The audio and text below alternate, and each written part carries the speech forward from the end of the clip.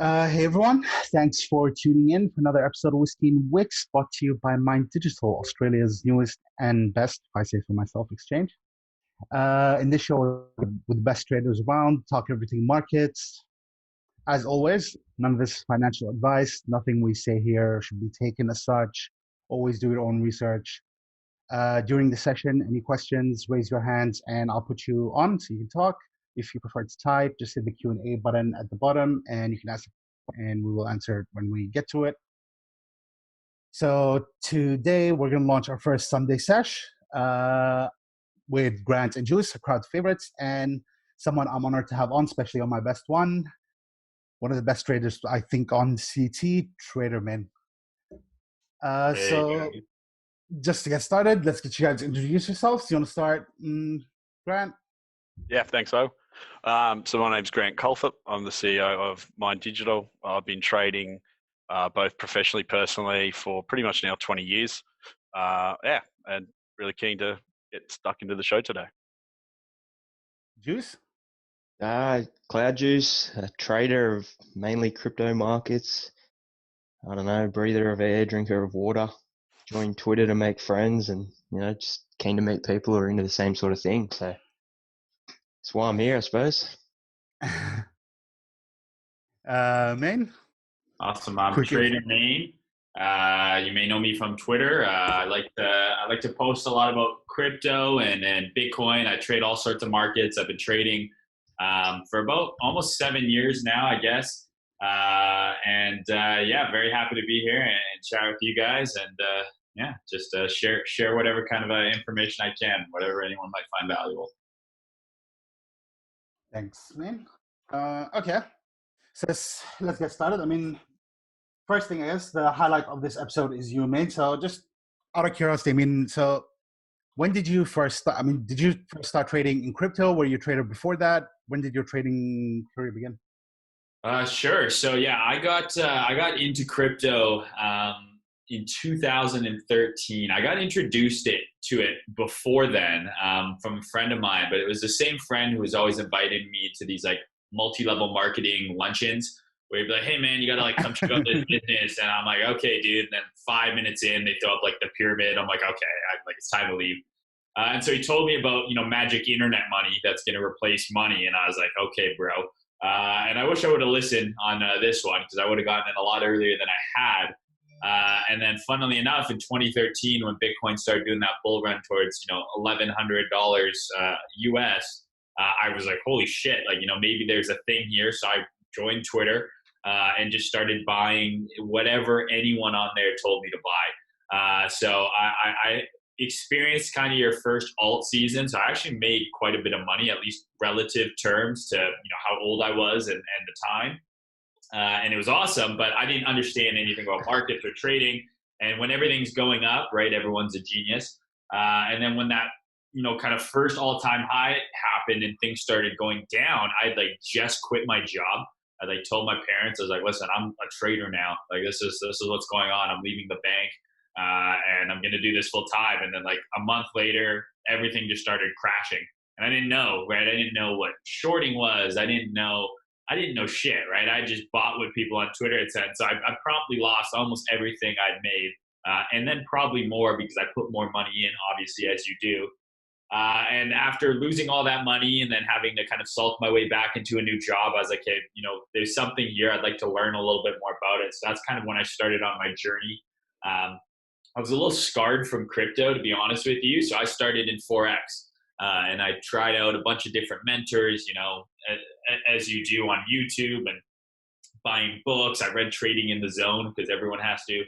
And just slowly started kind of refining, what I liked and what I didn't like about TA. And then I found a guy named Inner Circle Trader, ICT. That was probably my main mentor. So he's the guy who does order blocks. You see order blocks all over Twitter now. People like to discredit him as much as they like. That's who they came from. Call them what you want. And I think I was part of proliferating that. I didn't invent them by any means, but I started posting those on Twitter. And that's, I think, how I started gaining a lot of my popularity. But he was one of my main mentors. Learned a lot from Tom Dante, a guy named Kazanomics.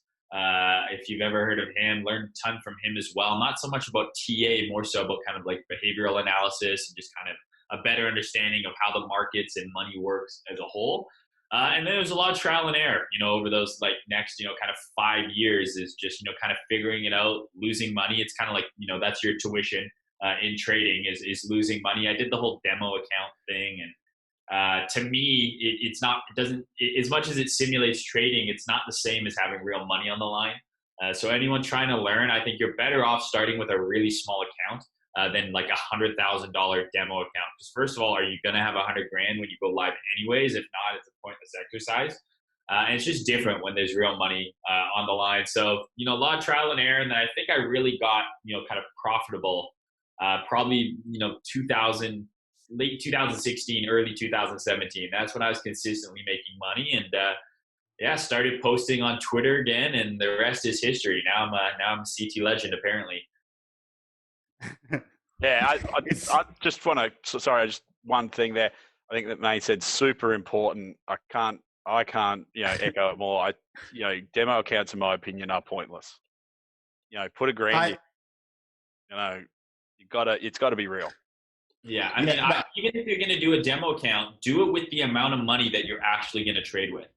Because psychologically, if you're like trading, 3-4 lots at a time with $100,000 account, you're seeing thousands of dollars of fluctuation, and then you put $1,000 on your live account, you're trading, 0.05 of a lot.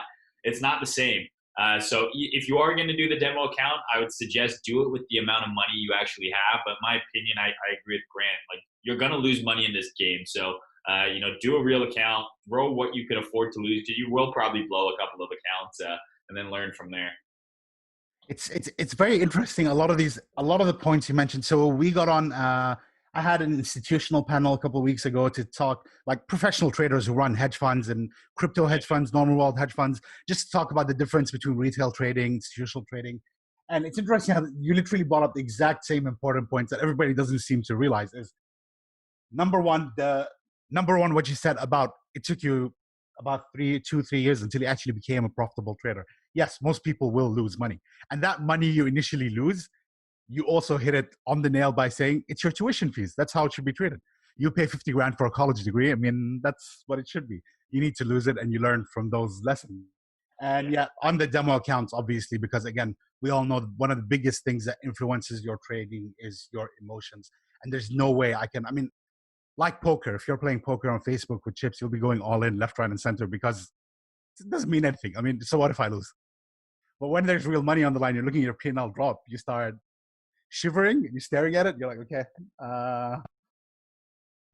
Absolutely. One thing I learned from Tom Dante that was really helpful in my trading psychology is not having my P&L on my screen while I'm trading, because it will affect what you're doing. If you know what you're doing in terms of risk management, where you're taking profit, why you're entering, watching that little P&L number go up and down can kind of fuck with you. You might exit early. You might, close out because you're like, I'm in the negative. I'm going to cut it, but did it hit your stop?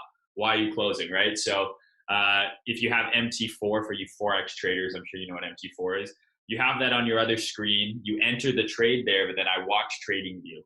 And then that's what you focus on in terms of, okay, what is price doing as opposed to what my P&L is doing.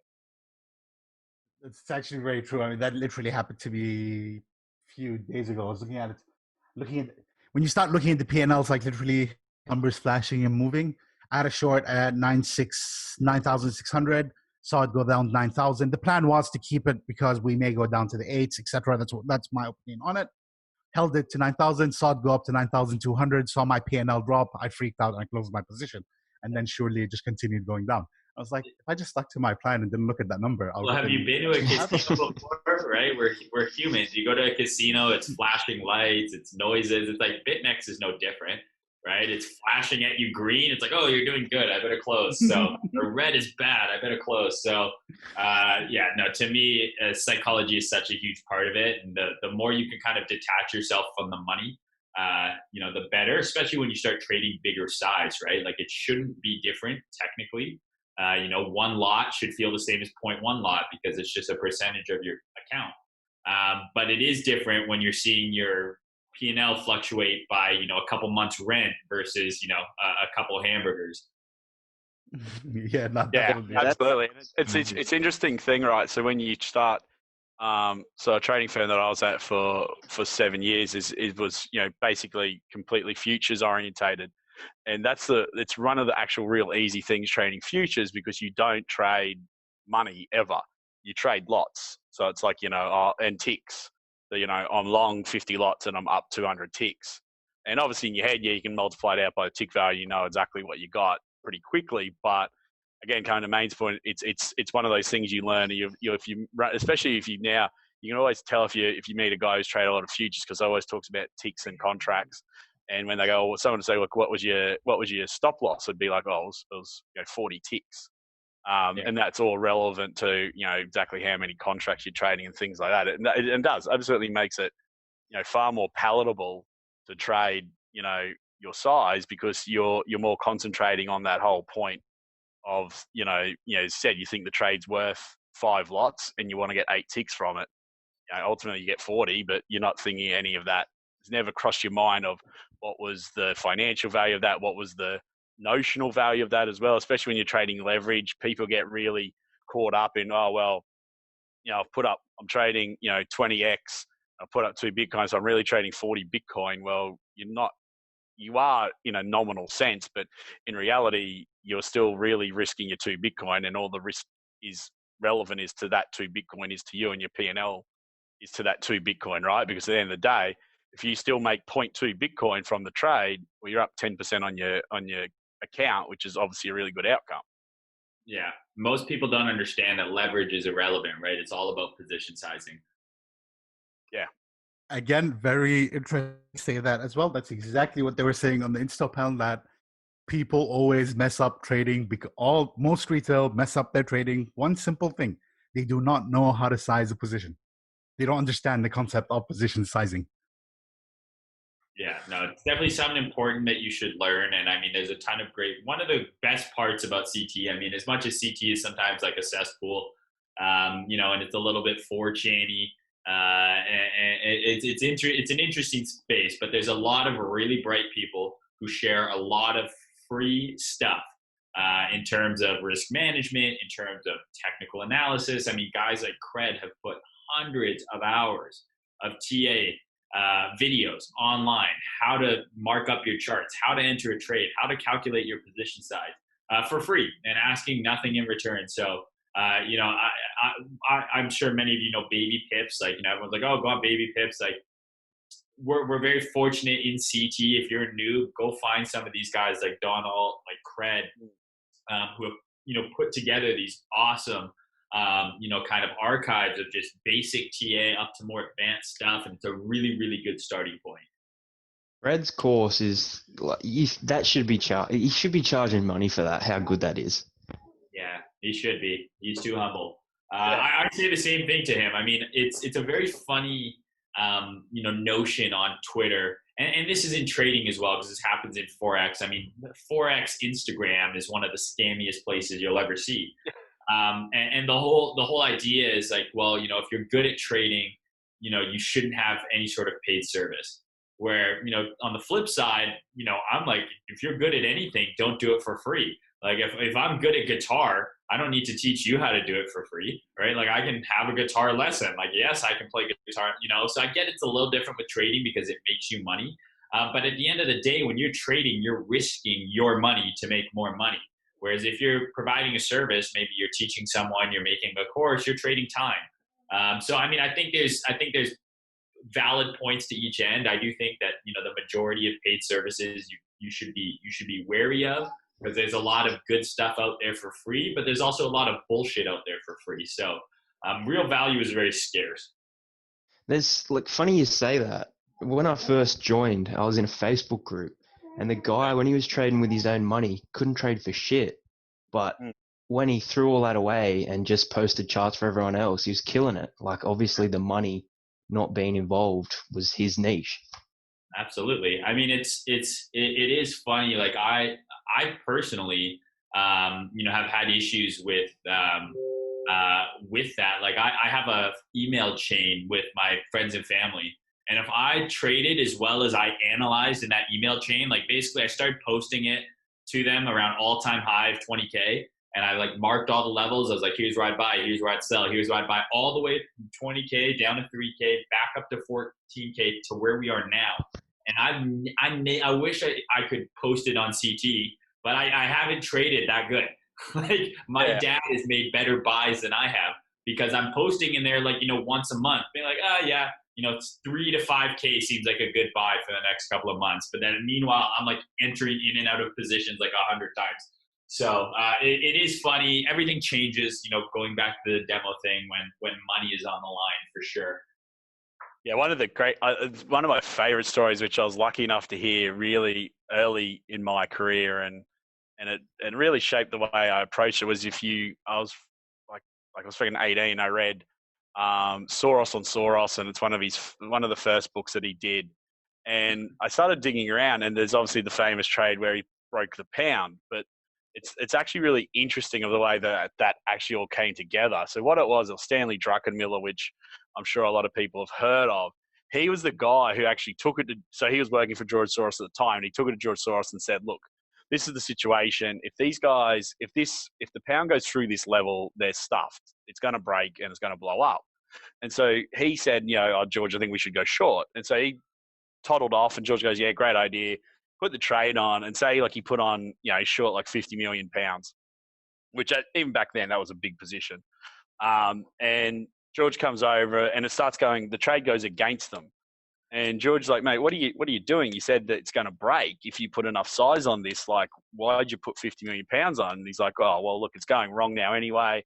Blah blah blah. And George's like, "Tell me right now, what's your conviction on the trade?" He goes, "It will break."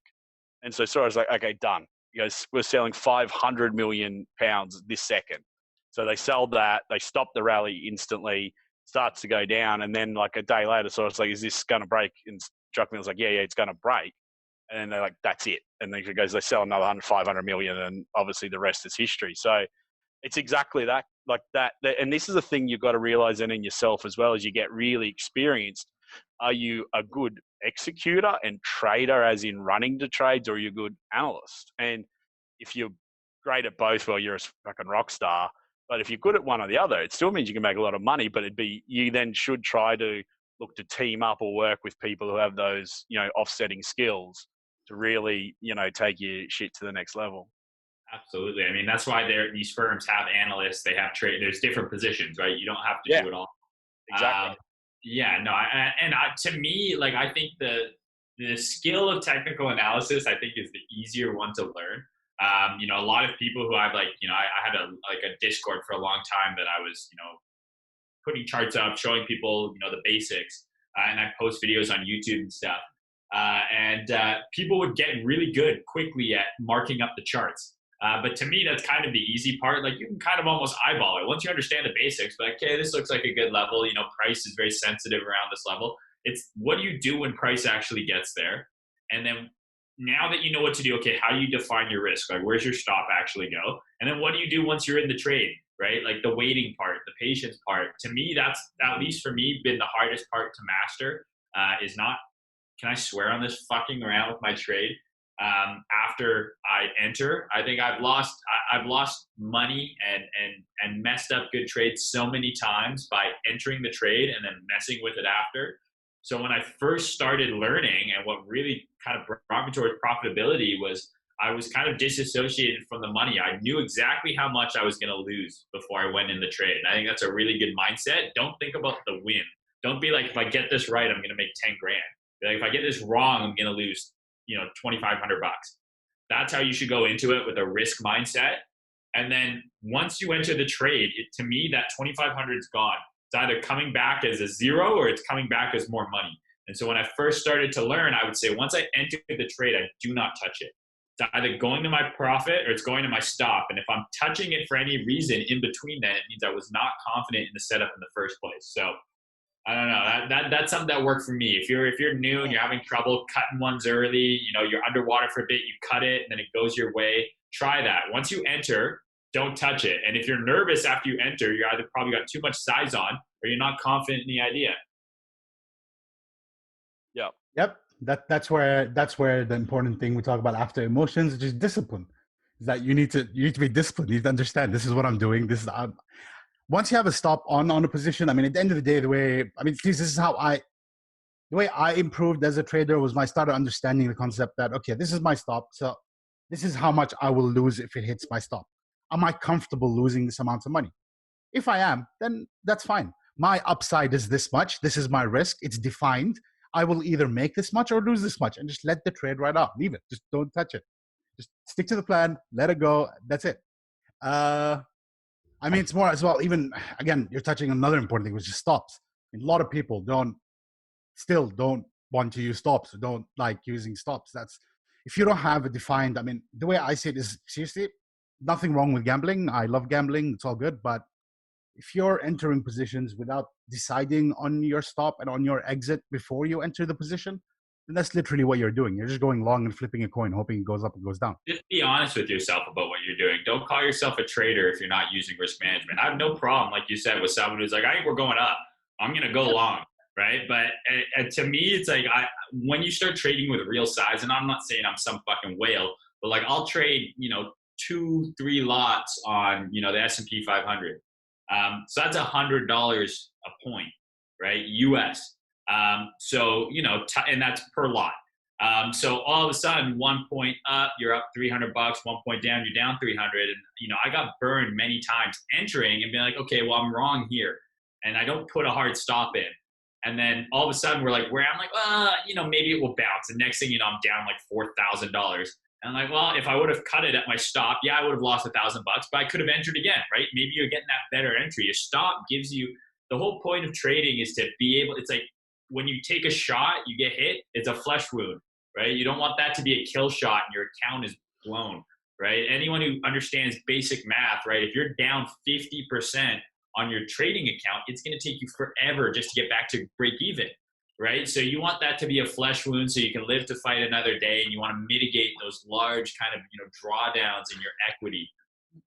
That's by far my favorite phrase in trading mentality. I have it written in front of me on a chalkboard, just literally written in front of my face. I'm looking at it right now. It says, make sure you can always live to fight tomorrow.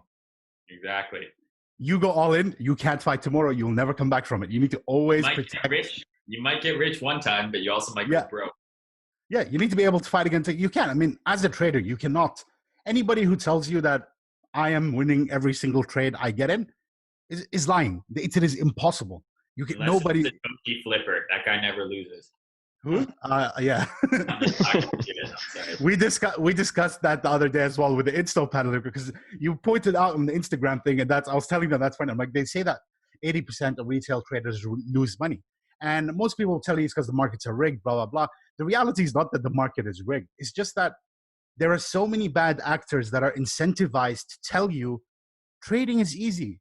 Make money overnight. Like, go flick through Instagram. Like you said, it's 18-year-olds sitting on yachts making millions of dollars. That's not what trading is. Trading is it's a job. It's a hard thing. You need to know what you're doing. You need to give it its effort, give it its time. And that's what happens, that misconception that people get taught in the space, especially the retail. And that's what they see, and that's what they fall for. And it causes them to lose a lot of money because they're listening to the wrong people. Something the Instapanel pointed out, like a lot of people, these guys, what they would do is you'd open a long and a short position at the same time and just post whichever one wins. And at the end of the day, your net is zero. You'd not gain or lose money, but you're just always right. And you can keep posting on Twitter, I'm always right. Stacking the followers.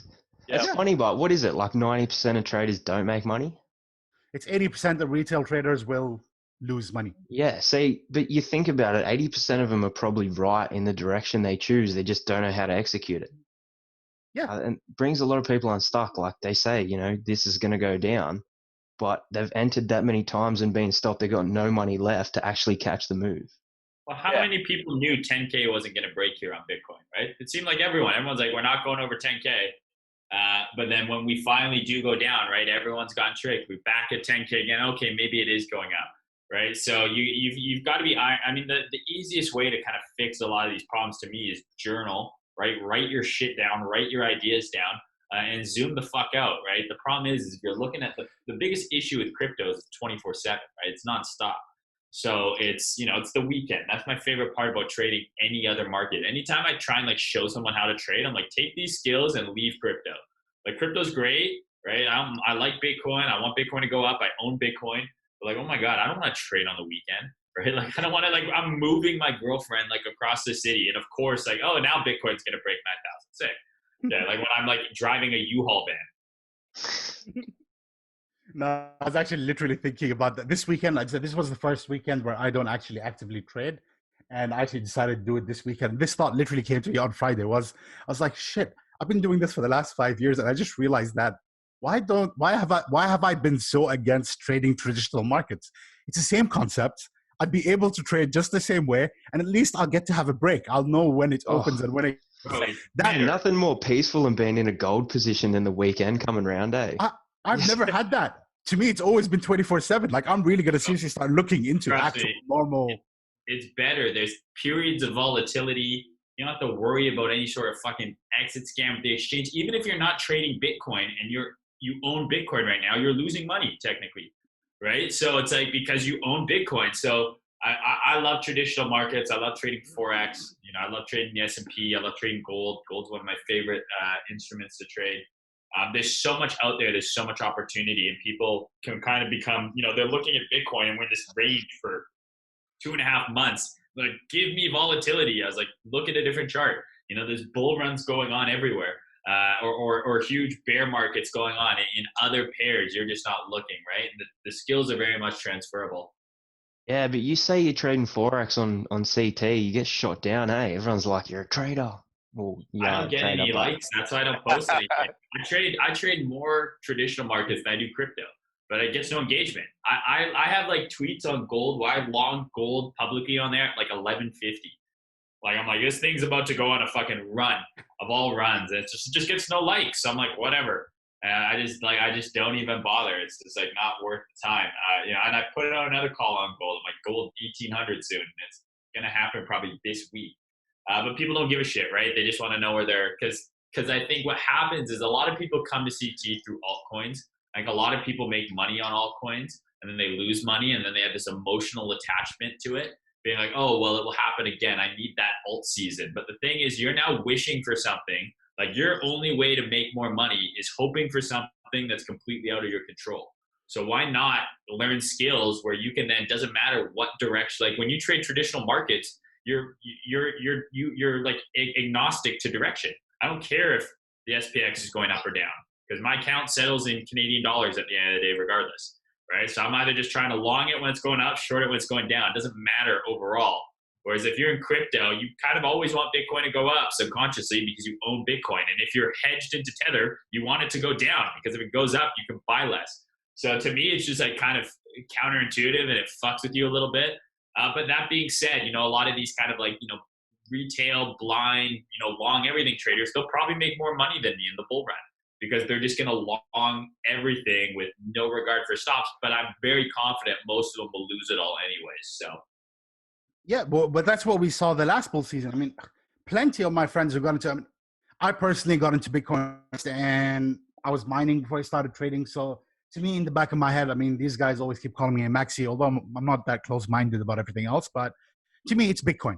Any trade on alts, anything like that, my purpose is so I can accumulate more Bitcoin. That's strictly my purpose. But a lot of people seem to feel like, a lot of my friends who got into crypto didn't listen in the beginning. But once it started pumping 2017, all these crazy money started happening. They all liked it. They got in. Stupidly, I personally rejected to get into so many ICOs that would have made me so much money. And my friends did, and they made a lot on paper. These guys made millions. Their Binance accounts had something like $2 million, $3 million just sitting in their Binance accounts. And these same guys are still holding these same coins today, and they're worth about 20 grand. And it's like, but you literally watched your trade go to $2 million and then watched it go down to 20,000. You did nothing about it. How could you do that? But because they're not traders, they don't. Yeah. You got to do that sometimes though to learn, right? You gotta. I've had fucking crazy. Like, I mean, back in 2013, man, I had coins that don't even exist anymore. Flutter coin, BBQ coin, Korean BBQ coin, like just the dumbest shit. Like it, but I mean, it is, and I had at the time, like, I think at my peak back then, I think I had over 100 Bitcoins. And even at 1,000, and I'm like 22 years old, I'm like, this is amazing. Like, I'm set for life. You know what I mean? But it's like I think you lose a little bit of the concept for money. I agree. I'm always about getting more Bitcoin when I'm trading crypto. I don't really care about other altcoins. I have some positions in other ones where I'm like, okay, I think this might go up. But to me, an altcoin is just, it's a derivative of Bitcoin. It's almost like an option on Bitcoin. And that's another thing that I think is crazy is when people are trading like 100x leverage on like an altcoin. I was like, an altcoin is like leveraged Bitcoin already, right? But that'll be for another discussion. It's interesting you brought that point up, but that's what I was telling you about Grant earlier. Back in the early days of crypto, like back, I'm talking just, I started mining in early 2013, and back there's a lot of shit coins, a lot of random weird exchanges. But I was explaining to Grant the concept that back then, nobody had $10 million sitting on their trading account and they were trading with sophistication. It was all those shit coins that Mayne's just talking about that would do random 1,000% pumps overnight. And like, it was the concept that, I put $1,000 on my account and I traded up to 10 grand, take that off and then start again. It wasn't, hey, let me play with a $100 million position and adjust my risk management and adjust it was just very, very different and very, I don't know, I guess. Coming towards it nowadays, I feel it's a lot more sophisticated, a lot more mature as a market. Even the players in the market have become more mature, which I guess makes a lot of the people who start having to catch up and having to become sophisticated traders to actually remain profitable.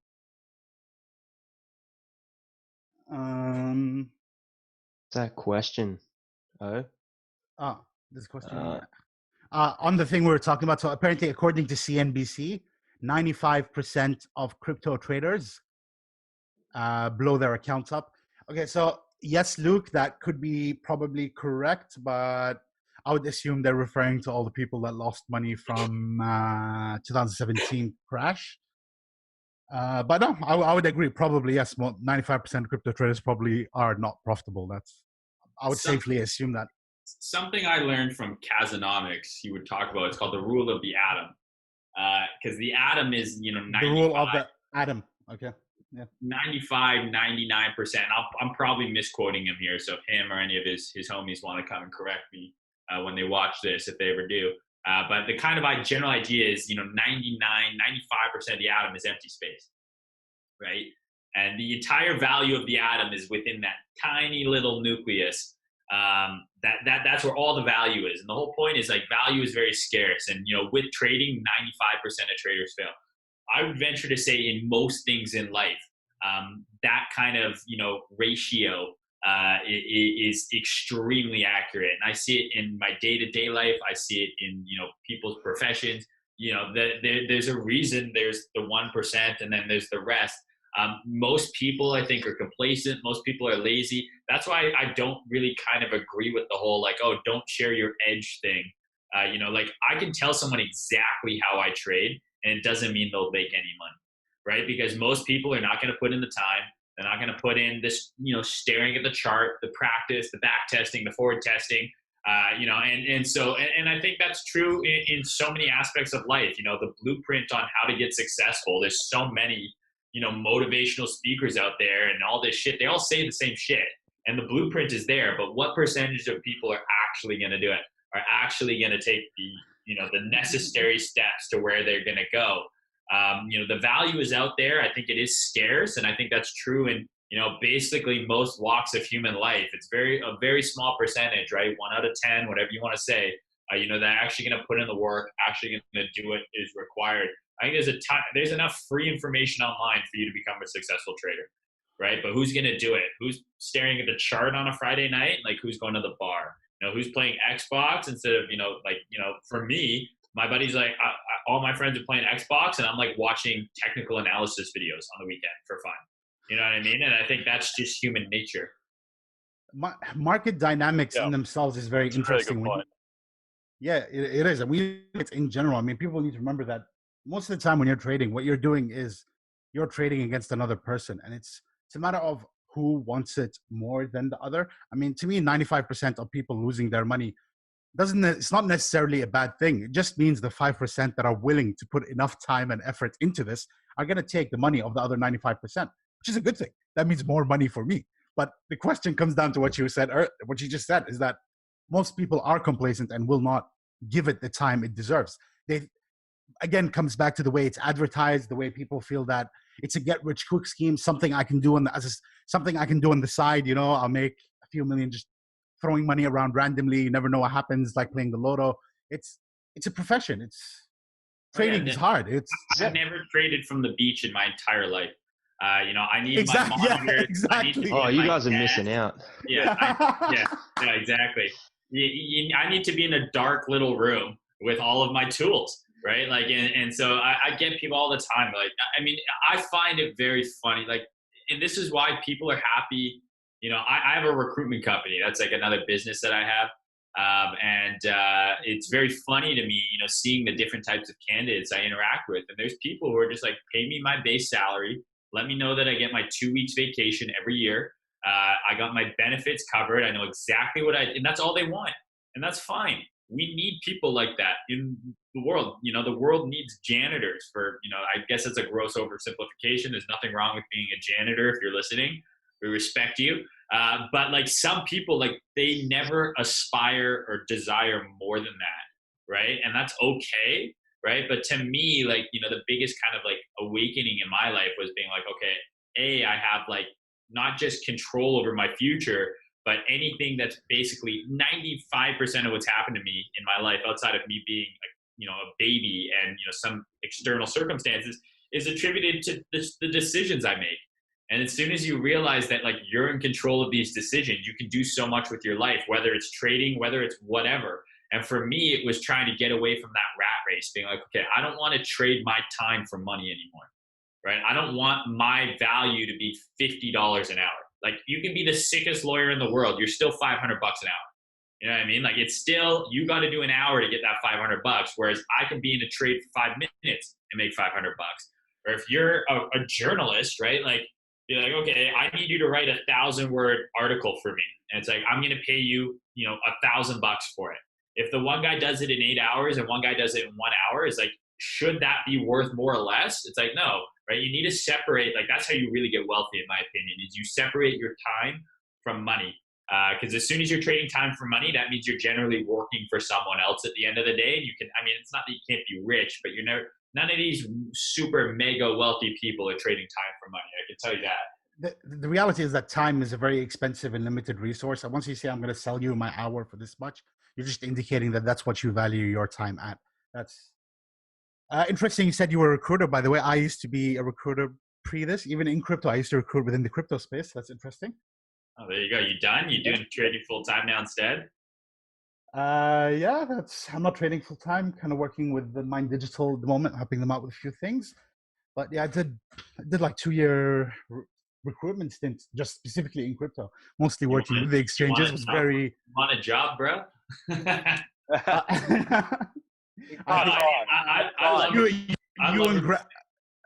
You and Grant can discuss that. Yeah. Hey, Grant, are you hiring? Do you need? I can give you my recruiter pitch right now if you need me. I got home, man. We got in house. He covers both HR. I'll tell you why. I'll tell you why I do it better. We'll do that off of the podcast, though. No, I mean, that sounds good. Cool space. It's a super saturated market for sure. But yeah, I've been fortunate enough that I was doing recruitment and I've been doing crypto, and I've been kind of able to, you know, marry my, my two passions in terms of my business and then the trading and crypto world, because I've started working with a lot of crypto companies. And what I've learned is most external recruiters don't know shit. So if I can come in and like I just know any kind of buzzwords, be like, oh, you actually understand what we do? Okay, yes, I absolutely want to work with you. And it's like, I'm not even adding that much more value outside of, you know, most recruiters. It's like, oh, let me just read the about page on your website. All right, I'm just going to kind of reiterate this to you and see if it works. So it's been very fun. I work with a lot of the big, you know, I've made placements at Ripple, Coinbase, some of the bigger companies here in North America. So it's been a lot of fun. Yeah, it is very interesting working as a recruiter within the space. You get to see the inside of the companies. And you did mention a very interesting, I think the best thing, my stint in recruitment, the best thing it has done for me is it's taught me a lot about human nature. When you interview so many people, you start seeing how different people are and understanding how people think very, very differently, even back to the point of some people really, all they want, they'll spend their whole lives working for 60K, but that's what they want. They do not want any more responsibilities. They do not want, all they want is to come to work at this time, that time, leave that time. That's it. That's fine. That's what they want. And end the story. And they're good at what they do there, but they're content. And that's just how it is. But it is very interesting, the amount of people you deal with and the amount of, it gives you a different perspective on all that. Some crypto you're on, by the way. Hi, can you talk? Hello. Sir, how are you? How you going, guys? I'm very good. How you going, guys? We're good. Beautiful. I just want to ask, so I, for myself, like I've been in the crypto space now for about 3 years or something like that. And every time I speak to someone about, say for instance, whenever I go to enter a trade, I take up about half a page of a book on the reasons why I'm entering that trade and what I'm seeing. And then the other half of the page, I'm writing down, certain levels, what I'm going to do if it reaches here, my stop losses and so forth. The one thing I do find is a lot of people don't actually show all their work behind it. Do you guys actually take up around about as much space? Say, for instance, when you're writing reasons to entering a trade and whatnot? I can go first if you like. When I first started, absolutely, I would write everything down and I would like screenshot charts.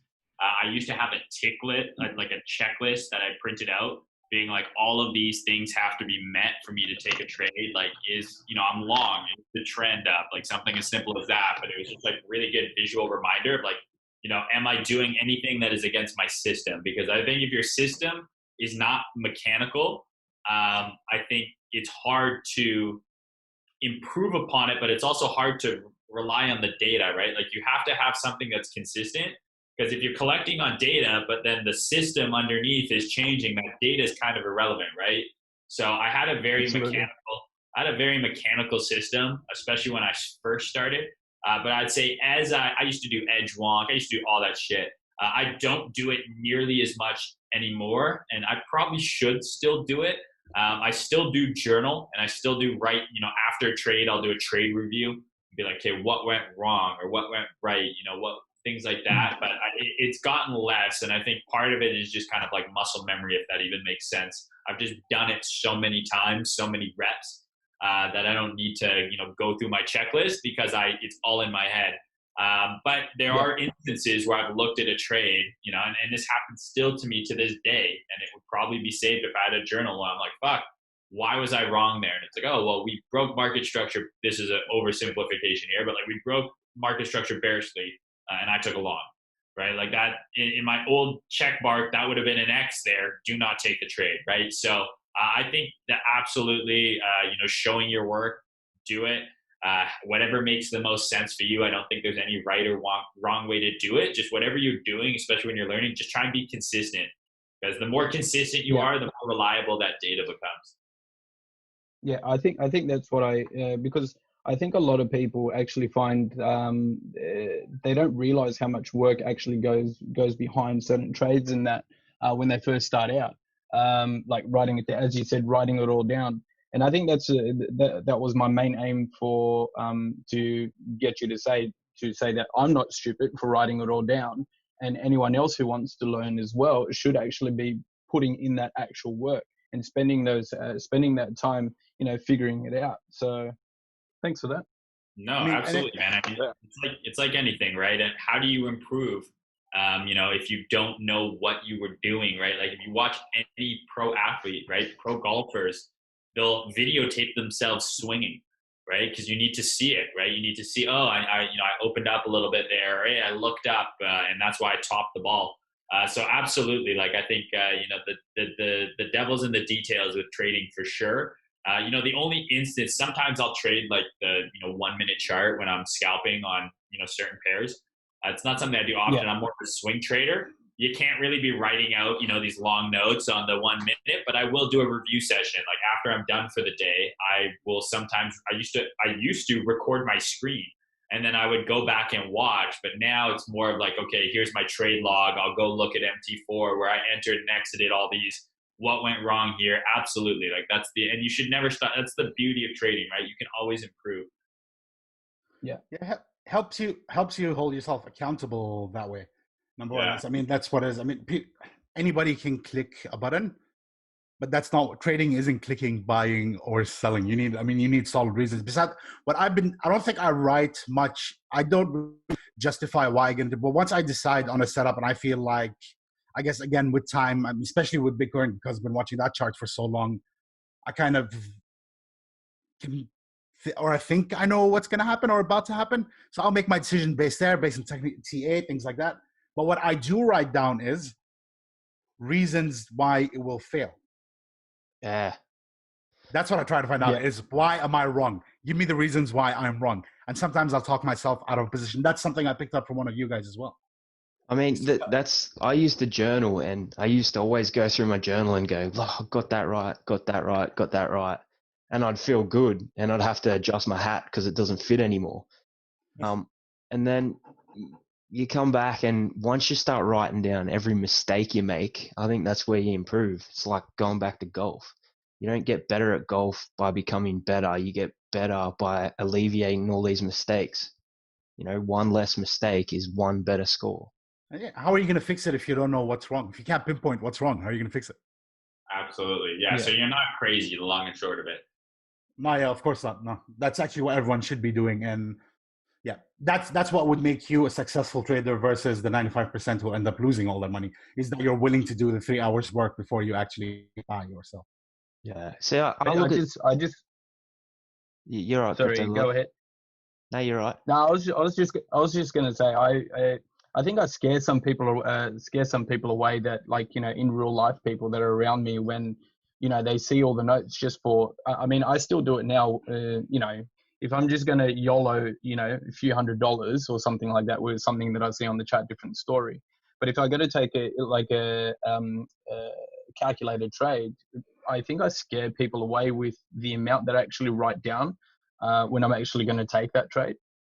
That's a good sign. Like with the amount of work that goes behind it. And I think people on Twitter, they see, they just see a trade, but they don't see the actual work behind the long-term trade that an individual is taking. Yeah. See, CT is funny. It's like majority of CT is like a bird in a cage. They're used to getting fed at this time, and then you got a real trader coming through, who's like, okay, it's rained over here. There's still a puddle there. There's going to be worms there in the morning. I know where to hunt. There's all these extra thoughts. And then you take that notebook to the birds in the cage, and they're like, man, what the fuck are you doing? Like, we get fed at 12, we get fed at 7. You're a nutter. Like, why are you putting all this extra work in? The other part that's important to remember is that trading is I really like to look at trading as an art, not a science. Every single one of us trades in their very own different way. And as long as your way is working for you, that's what you should be doing. No two people are going to be trading exactly the same way. None of us is going to be, but you just need to know what's working for you and stick to it. I mean, if it is working for you, stick to it. That's. Yeah, no, I mean, I would largely, like, it's funny. It's weird for me to say this because I have like a big brand on Twitter. Like the best traders I know barely post on Twitter, and they could give 2 fucks about Twitter. A lot of the best traders I know aren't on Twitter at all. Like, maybe they have an account to follow certain accounts, but they do not interact. Most people who are actively posting and shit all the time on Twitter are trading absolutely minuscule size, if they're even trading at all. Real traders that I shit post on Twitter more than I post charts anymore, because I'm like, where's the value for me here, right? Like, I built up the account, and I think part of it was timing. It was just being accurate as price was dropping. And I was also showing, this kind of clean PA, and that everyone was using indicators at the time. But if you're like really serious about trading, don't go on Twitter at all. Like, go on Twitter to have certain people you follow for maybe biases. There are good accounts on there to follow. But like, don't worry about what the dweeb in your comments is saying or whatever. Don't, like, if you post something, right, the issue is, and this has happened to me, I'll post a trade, and then I have all these people now giving me counterpoints to my trade I was really confident in. And now, whether or not that you think or not, that's in your head now. So next time you're looking at the chart, you're like, well, this guy who has a lot of followers said this, and this person under my tweet said this. Like, if you're really serious about it, man, like my most improvement when I came from trading, I wasn't on Twitter. I made my account in 2014, lost all of my money, and I didn't come back and start posting until like 2018. And by then I was making money, right? So it was different. But I think if you're learning, Twitter could be a little bit detrimental because you have all these opinions, swirling around. Less is more. Focus on the chart, focus on what you know, and you will improve. I got a good saying written on my wall. It's would you rather be at war with yourself and at peace with the world, or at peace with yourself and war with the world? Like, you'd rather have people attack you and stick to what you think. Yep. And follow what they're saying. I like that one. I'm stealing it. Twitter's the opposite, eh? I'm a fucking devil for saying short RSR right now. I mean, the thing is, I mean, even you know this, dude, that most of the shit you see on Twitter is what Mayne said. It's shit posting. A lot of these guys are actually actively shit posting. And I think a lot of new people sometimes forget that that's what's happening here, that a lot of people are just playing with you. They're not seriously telling you this is what I'm doing. But some people do get influenced by it. I mean, you see an account with a big following saying something and you're just like, wait, this guy has a huge following. He must know what he's saying. And if he's saying this is going to happen, then I'm wrong. And I'm a rookie and this guy's a veteran. I mean, I should listen. Forgetting that a lot of the time, Twitter is literally for shit. Craziest part is I can, there's a better story is even, so if we worked in a big trading floor, there was 60 traders on the floor. We had dudes in the room who spoofed other traders in the room.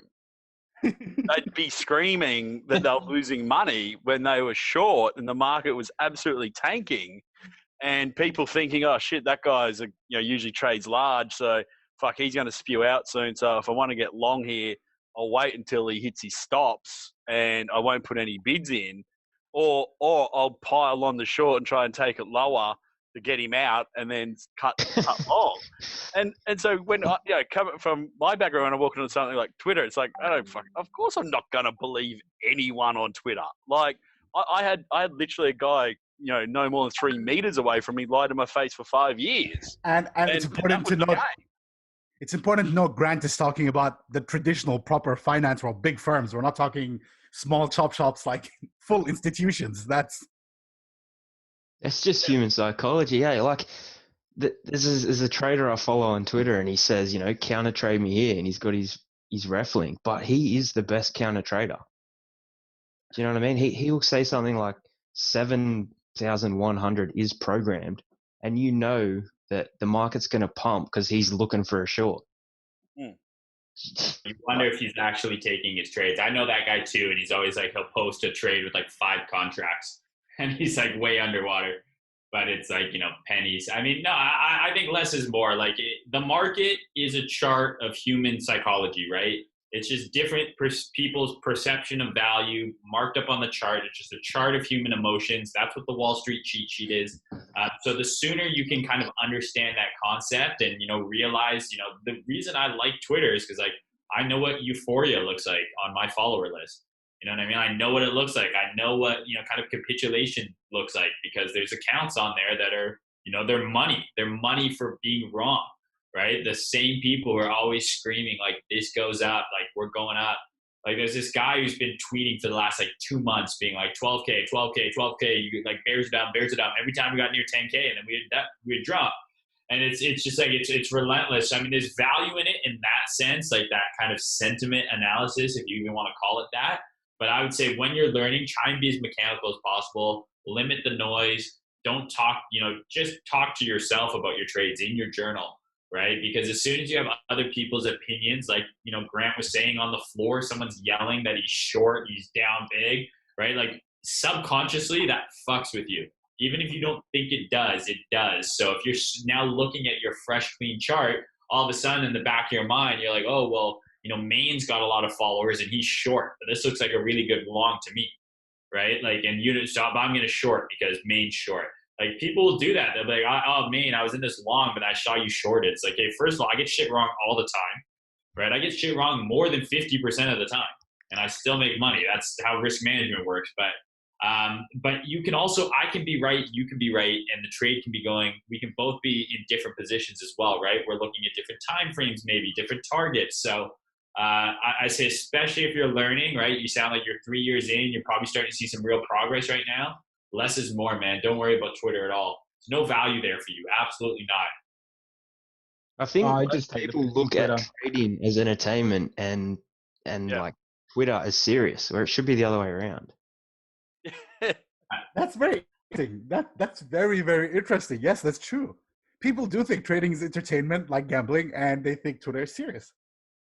Oh, 100%. Like, you Oh. know, take trading serious and jump on Twitter for entertainment. You know what I mean? You have to have a sense of humor as a trader.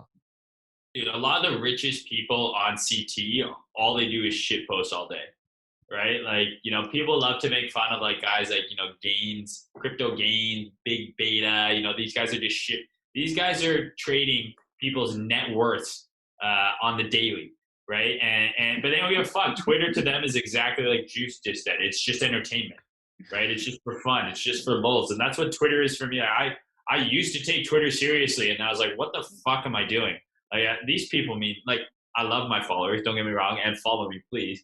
But, like, you know what I mean? Like, it provides no real value to my life outside of, like, that dopamine. Like, maybe I'm bored, I'm going to post some stuff. I like interacting with people. For me, I enjoy helping. That's really why I'm on Twitter, because when I first learned, I lost money because a lot of the big accounts on Twitter were just, shilling pump and dumps. Like, pump and dumps were so bad in that first bull run. It was insane. These guys had groups, and the market was so much more illiquid back then and smaller, that you had these guys who were in Telegram, 10 or 20 of them, and they would be like, we're going to buy this coin, and then all of us have big accounts. We're all going to tweet it out. Everyone's going to buy it, and then we're going to fucking dump on it. Like, all the CT heroes, right? Like the Cobains, the Actual Advice, BTC, rest in peace. All of these guys were pumping and dumping on people back then, like including me. I was getting shit on by these guys, but it's not, I don't even blame them, right? Because they didn't force me to buy, right? It's, it is taking advantage of people for sure. But at the end of the day, right, like, you're responsible for your own decision making. But to me, right, like that's kind of, I kind of digress from the point there, but like Twitter, know exactly what it is, use it for what it is. There might be some value for you there, but at the end of the day, like, what happens on your screen in your P&L, that's what's really important. Yeah. It's so short term though. Like, people message, I'm sure you get it all the time, Mayne. People will message you like, where do I start? How can I become good at trading? You write back and they don't even read it. It's like that one little moment they've had, I'll be a trader. 10 minutes later, they've forgot about it. Yeah. It goes back to the rule of the atom, right? Like, most people just won't put in the time or the work. Everyone wants to be a fucking rock star. No one wants to learn how to play guitar, right? Ronnie Coleman, huge bodybuilder, obviously did a ton of steroids, but a specimen nonetheless. One of my favorite quotes from him is, he goes, everyone wants to be a bodybuilder. Everyone wants to be big and strong, but no one wants to lift these heavy ass weights, right? And like, that's just the truth about life. Like, I would love to be in the NBA, right? Like, I would love to. I mean, it doesn't help that I'm white and Jewish and not tall or good at basketball. But I just, like, those are limiting factors, right? But like, I probably have a better chance at owning a team. But like, I wasn't the guy. Like, my buddies who were good and played in college, like, I wanted so bad, but like, they're the ones who stayed after school. Like, on their lunch break, they were shooting free throws, and I was like, playing on my Game Boy. Like that. Like, that's just the difference, right? Some people are gonna put in the work, and some aren't. No one has a vision. Like, no one has a vision anymore. Hey, like a long-term goal they want. Well, I think social media and the internet, the internet is immensely valuable, because you can learn so much shit for free from brilliant people all over the world, which is amazing. But I also think social media has really damaged, my generation, and especially younger generations, in terms of like, what is a good life, what it is to have goals, what it is to like kind of make it your own way. We live in this world where like, you go on, like, how does it feel? Like, I had to unfollow so many accounts on Instagram when I was younger, because I go on there and I'm like following Dan Bilzerian, and I wake up on my way to my job that I don't like, and he's on a yacht with like 20 babes, And I'm like, oh, sick way to start my day. Like, I'm looking at this guy living the absolute dream, and I'm going to sit here and go in my way. But I'm not going to do anything to like help me get there. Like, watching him do that is not helping me get there. Like, if you can use that motivation, good for you, right? But like, I think we've lost a lot of, you know, I think it's been very damaging. I'm not a psychologist by any means, but I just feel like that shit's not good. I just find the funny part out of all this is we're in a time where you have all the information in the world you want in front of you, and again, 90% of what we consume is the bullshit like Dan Bilzerian stuff. That's what we focus on consuming. That's what people focus on consuming. That's probably why most people don't. It definitely does not help you. It's not. I mean, becoming successful, getting rich, all that. I mean, it's not something no one's gonna come knock on your door one day and hand it over to you. It's not gonna. You're not gonna get a lucky break. When you could potentially get lucky and it happens, but that shit needs a lot of work, a lot of dedication, a lot of discipline. I mean, lately there was the Michael Jordan documentary. I mean, we all know he was the greatest player of all times, but look at what he was saying over there. The guy was freaking training 16 hours a day. He had no life. All he did was play basketball. That's all he did. It damaged his family life, right? Like he was he sacrificed everything for it. And that's, if you really want to become a legend, you need to sacrifice everything for your goal. You need to be so focused, so I don't know if that's healthy or not. I mean, deep down, do you really want to be Dan Bilzerian? Like, I don't want anyone filming me in my short shorts. Fuck that. Do you know what I mean? I'll take the women, but I don't want the short me being filmed. It's that classic adage, right? Would you rather be rich and famous, right, or just like rich and unknown? And it's obviously rich and unknown. But I mean, part of why he's wealthy is that brand, right? I mean, but it's to me, at the end of the day, I just think, you know, you're exactly right. Oh, like it's you have all of the tools in front of you, but it's almost like information overload, right? People don't know where to begin. And they have no direction.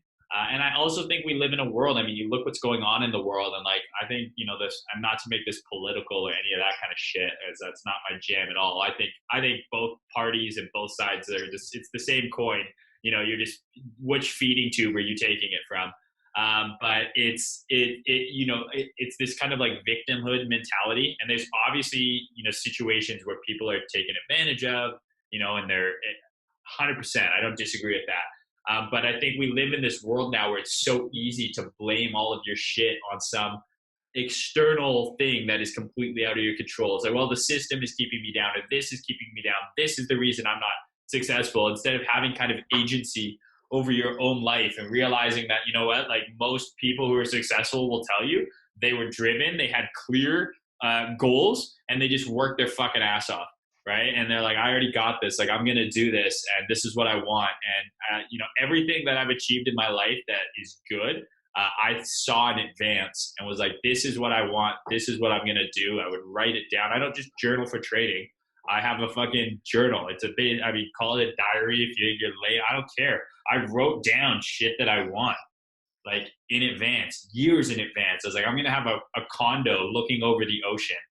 Right. And this is when I was making like $35,000 a year. I was like, this is like, I'm going to live. This is going to be the view. And then years later, I'm looking at places, and I like walked into this place. Like, this is the one, right? This is the one I've been like visualizing, but not just visualizing, actually then going out and doing the work, right? The visualization, the goal setting is only half the battle. You actually got to put in the work and the time as well. But yeah, it's a weird time that we live in for sure. I think the internet is like an interesting place. My youngest brother is 10 years younger than me, so it's really cool and weird to see his, you know, growing up versus mine. Because like when I was in middle school, I don't know if you have middle school in Australia, it's like grades 7 to 9, so you're like 13. That's when I got my first cell phone, right? And that was like, and like I could make texts on it and shit. Whereas like my youngest brother, like his friends don't even text, like they communicate through Snapchat. They just take pictures of themselves like really close to their face, and then they just like type in it. Like that's just how they communicate. And he'll like post an Instagram post, and if it doesn't get a certain amount of likes in the first like hour, he deletes it. And I'll be like, why? It's a good post. He's like, oh, well, I'll post it again tomorrow at a better time to get more likes. It's just like, fuck. And it's just like, I think I'd kind of grown up right when Facebook was kind of getting popular. Like I use Instagram, but not much. I don't know. Just it's a weird fucking place. It's I think because we were kids before all that, we realized that it's just communication. That's all it is. It's not life. It's not real. It's just a way to, connect with other people. Whereas you're growing up with it now. That's your life. Yeah. Yeah. I mean, I'll be 30 next month. So I'm kind of I guess I'm a millennial, but I'm kind of on the cusp of I still remember when I wanted to hang out with my friend, I would ride my bike to his house and just see if he was there. You know what I mean? Yeah. As opposed to texting him. Just make sure you're home before the streetlights come on, Dad. Exactly. My dad is that was his youth. He's yeah, you didn't you would call the home phone and see if anyone's there. And if not, it's I guess you'll see them at school tomorrow. And I kind of had a little bit of that. And I mean, Grant, if you've been trading for 20 years, I'm sure you're kind of, in that you understand that as well, where it's so different now. I can't even imagine a world without texting being I'm not going unless this person's there. I know in advance. We're in constant communication. It kind of ruins it, right? When you haven't seen someone in a few days and you haven't talked, you have shit to talk about. But when you're texting all fucking day, right? It's just different. I don't know. Oh, absolutely. It's interesting you said, Mayne. There's a guy who I really like, Ryan Holiday, who basically, long story short, he was went down the marketing route, burnt himself out, and then he rediscovered something called Stoic philosophy, which is, for people who might know, that's Marcus Aurelius and Seneca are the two most famous Stoics, and he's now written a whole bunch of books on it, and they're really great shit. And basically, one of the main things he would say is exactly what you did, Mayne, just by natural, is if you want to do anything, you have to start recording it, start saying, mapping out a realistic way you're going to get there, and then each day marking yourself to the mark.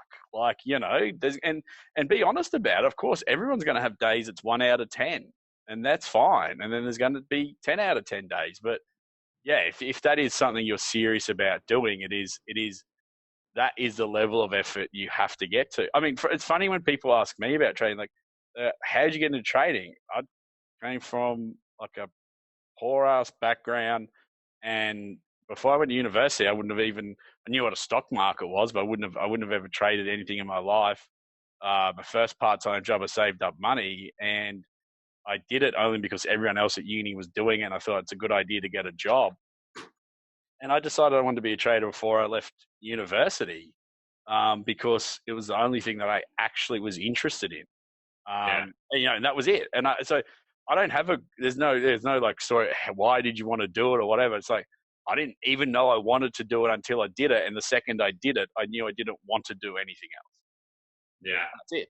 And, and then that's a funny part when you come back to that thing about the 85% who fail is probably, I was saying this stat, I think to O the other day, is probably realistically out of that 85%, 60% of that 85, of that entire number are probably people who are doing it just because they think they should, or they think they should do it to make money, or they think they should do it because their friends who do it. It'd be interesting to actually, if you surveyed those people on the way in and actually ask them, do you have any interest in this if it had zero money attached to it? Well, probably that would be a very low answer. Again, same as Michael Jordan. I mean, obviously, yeah, there was money to be made in the NBA when he was getting into basketball, but it wasn't like it was like now. It wasn't like a road to, fame and riches. That was still boxing, baseball. They were the big sports in America, obviously, but, NBA then, become the behemoth it is now. But there's one point there where at the end of it, where they were talking about, I think it was Jerry West, the former commissioner, was saying that he didn't, he goes, I never begrudged Mike for making $1 of his entire career, because the guy signed a really long first-time contract, sort of like Scottie Pippen did as well, and he never really asked for more money from Chicago. Yes, he asked for it from Nike and other endorsements, but he actually got paid very little to actually run onto that court and play that game. If all those endorsements decided they didn't want to sponsor him tomorrow, Michael Jordan still would have turned up. He still would have been the best player, and he still would have gotten paid very little to do so. That's because he just wanted to be the best basketballer, and the money was just a way that something that came with it, but it wasn't the goal. You know, and Well, that's yeah, where it's the everyone loses that in trading. it's the byproduct of usually like if you work hard, like money becomes the byproduct of it, right? It's not the reason. You work hard because you know it's always so corny being like, oh, like love what you do and you'll never work a day. I kind of think that's bullshit because if you love what you do, you're gonna work way harder than you will if you don't like what you do. Yeah, It's like a big question right now. It's like all the kids are asked, you know, what do you want to be? Like that question, I don't know why it's so simple. Like, you know, you want to be an astronaut. It's like, what do you want to be doing with your life? Not what do you want to be? You know what I mean? I don't think the kids realize that you have. You know the John Lennon quote for that? The happiness one. Yeah, he said the teacher asked me what I want to be or what I want to be, and he said I want to be happy. And they're like, well, that's not a job. And he said that's a shame, right? And it's so true, right? I mean, to me, you know, the dream situation, like I don't feel like trading is work. Like when I started my career as an accountant.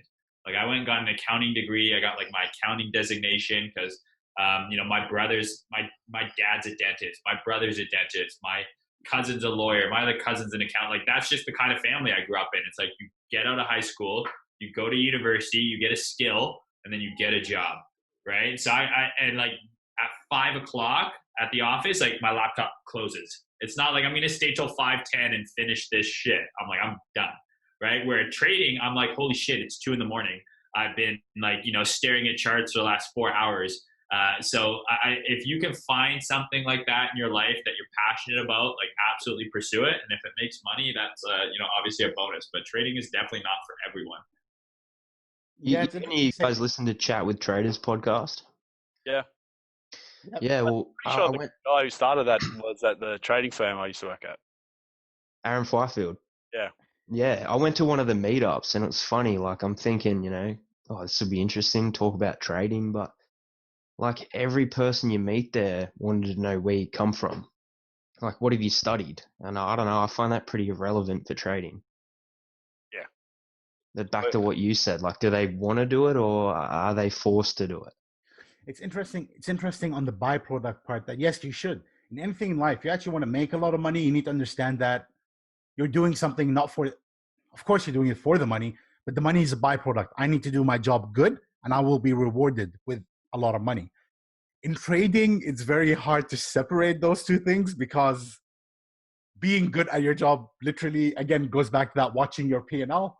Being good in your thing is making more money, but it's hard to separate that fact that I need to be a good trader. I need to win my trades, not I need to make money. That's like, what's your clear vision though? Like I ask a lot of people that message me on Twitter, I say like, well, what do you want to do? Do you want to make money or do you want to gain followers from posting a chart? Like, what do you want to do? Like, if you want to make money, focus on making money. Do you know what I mean? Like, when I was learning, a lot of people would say, forget about the money, but you know, it's pretty hard because that's the main reason I'm in trading. I'm not that passionate about TA, but if TA leads to me having more money, which is me having more time, I'll learn it and I'll do it well. For sure. I think part of it as well is when people get into trading and they want to like do it full time, they don't have enough money set aside. You know, I think that's one of the biggest mistakes you can make. Like if you think you're going to like go trade, like, I mean, obviously, first of all, make sure you're profitable, but like you want to have at least a year, maybe even like, I mean, at the minimum 6 months, but I'd say like a year plus of savings aside that you're like, hey, if I make no money for the next year, I'm not going to not be able to pay my rent and starve, right? Because as soon as you're trading because you're like, I need to make this money to do this, it's really going to fuck you up, right? You got to be as objective and kind of robotic as possible in your trades. That happened to me very recently as well. I needed to generate cash. I needed to generate cash flow really quick, and I was a bit short on cash. I was like, okay, how do I do this? I'm like, okay, I'm gonna trade it and make the amounts I need. I was profitable for months straight. Like I've been having a very good run trading lately. Like for the past about 8 months, I've been much better than I've ever performed for some reason, except for except for 2 months ago when I had that idea in my head that I need to make this money. I was just losing nearly every single trade I was doing. I just started messing them all up. Now this month, that liquidity issue got solved. I have cash again. I'm fine. And now I'm winning all my trades again.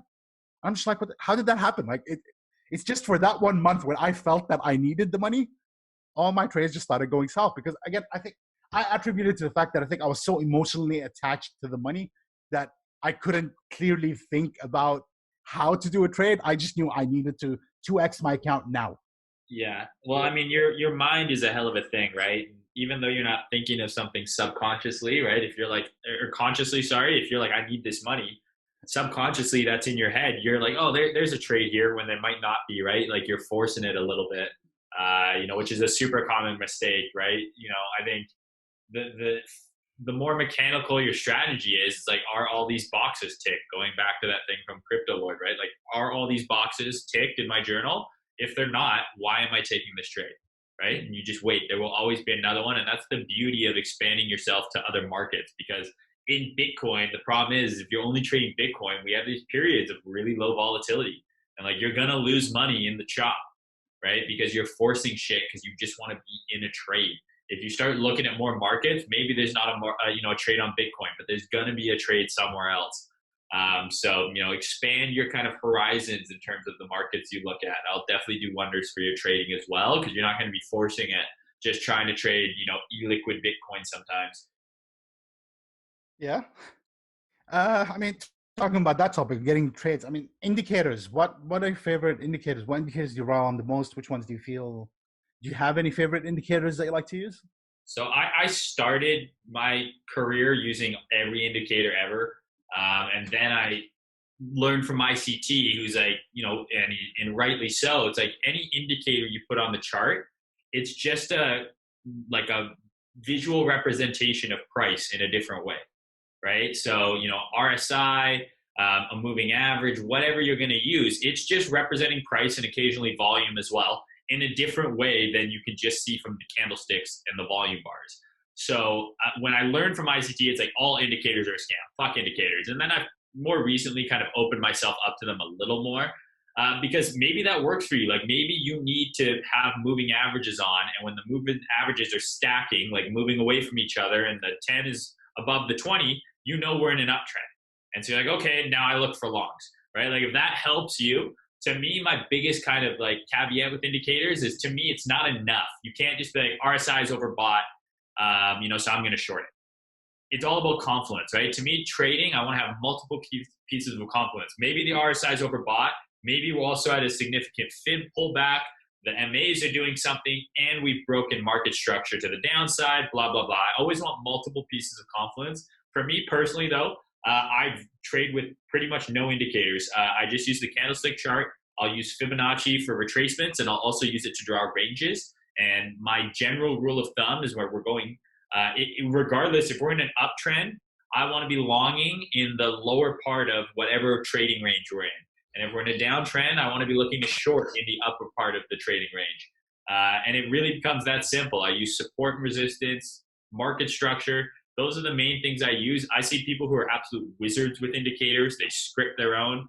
More power to you. But I'm a little bit like OCD with that stuff. Like the less on my screen, kind of the better. I like to just like have a line. And some people that's a problem for them. I'll have a line and they're like, well, what are you doing? I was like, I'm doing nothing. Until price gets to that level, I'm just not doing anything. And some people can't handle that kind of waiting, right? You make a plan and then you wait. That's the part, as Trader VS will say, where you fuck up.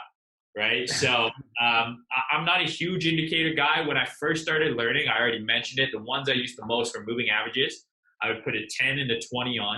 And I would only look for trades if I'm looking for longs. When they're stacking, they're moving away. The 10 is above the 20. I'm looking for longs. As soon as the 10 went below the 20, I'm not trading. I'm waiting till it's back above. And then it's just kind of an easy way to have a directional bias, because that's where it kind of all starts with. Am I looking for longs or for shorts? Okay, that's now.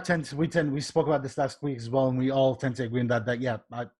Most of us do the same. We would look at the chart, make our decision. Then the indicator is a nice. Okay, it could support your view further, but I personally would never. None of us either would ever actually just purely make a decision just based on the indicator. I did like an interview with Zoran Kohli, Captain Kohli, great trader, great guy, and he uses Ichimoku Cloud like very well. But at the end of the day, he's like, I use it because it's mechanical. Like, the Kijun, I don't know anything about Ichimoku, but it's twisted and this and this. It's an end-to-end trade. But he's like, at the end of the day, it still comes back to just price action. I think that is the most important thing to learn how to read before you mix in an indicator. Is just learn how to read price action. What does an uptrend look like? What is a downtrend? When are we ranging? What does market structure mean? Once you kind of dial those things in, I think everything becomes a lot easier and a lot clearer. Yep. No, definitely. Okay. And another thing, Luke's asking about this, on-chain analysis for trading. We spoke about it last week as well. What are your thoughts on it?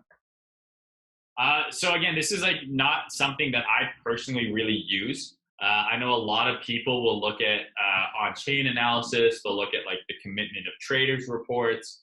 I'm more of just like a pure technical trader. I don't really look at fundamentals, any of that shit. I know that there's value in it there, but it's just not my edge, right? I think part of being a good trader is knowing what your edge is and continually refining that. Every time because I'll see someone be really good with like a new indicator or something, and I'm like, oh, I want to learn that. It's like, okay, well, I've already put 10,000 hours doing this. It's not broke, don't fix it, right? So I know a lot of traders use liquidity. They're like, oh, I'll go on. There's websites where you can say, okay, well, where's all the long and short liquidity? Or they'll use open interest, or they'll use all of this kind of stuff. Oh, they're printing more tether. Like, to me, it's just like, I just look at the chart. If there's just, and I know that's probably not the answer that you might want to hear, but like, I just look at the chart. And if you show me the chart, if I can find a trade, I'm going to take it. And that means that what is on the chart, it doesn't matter. It doesn't matter if it's Bitcoin. It doesn't matter if it's gold. It doesn't matter if it's the euro. I'm just looking at candlesticks at the end of the day. And that's just what's worked for me.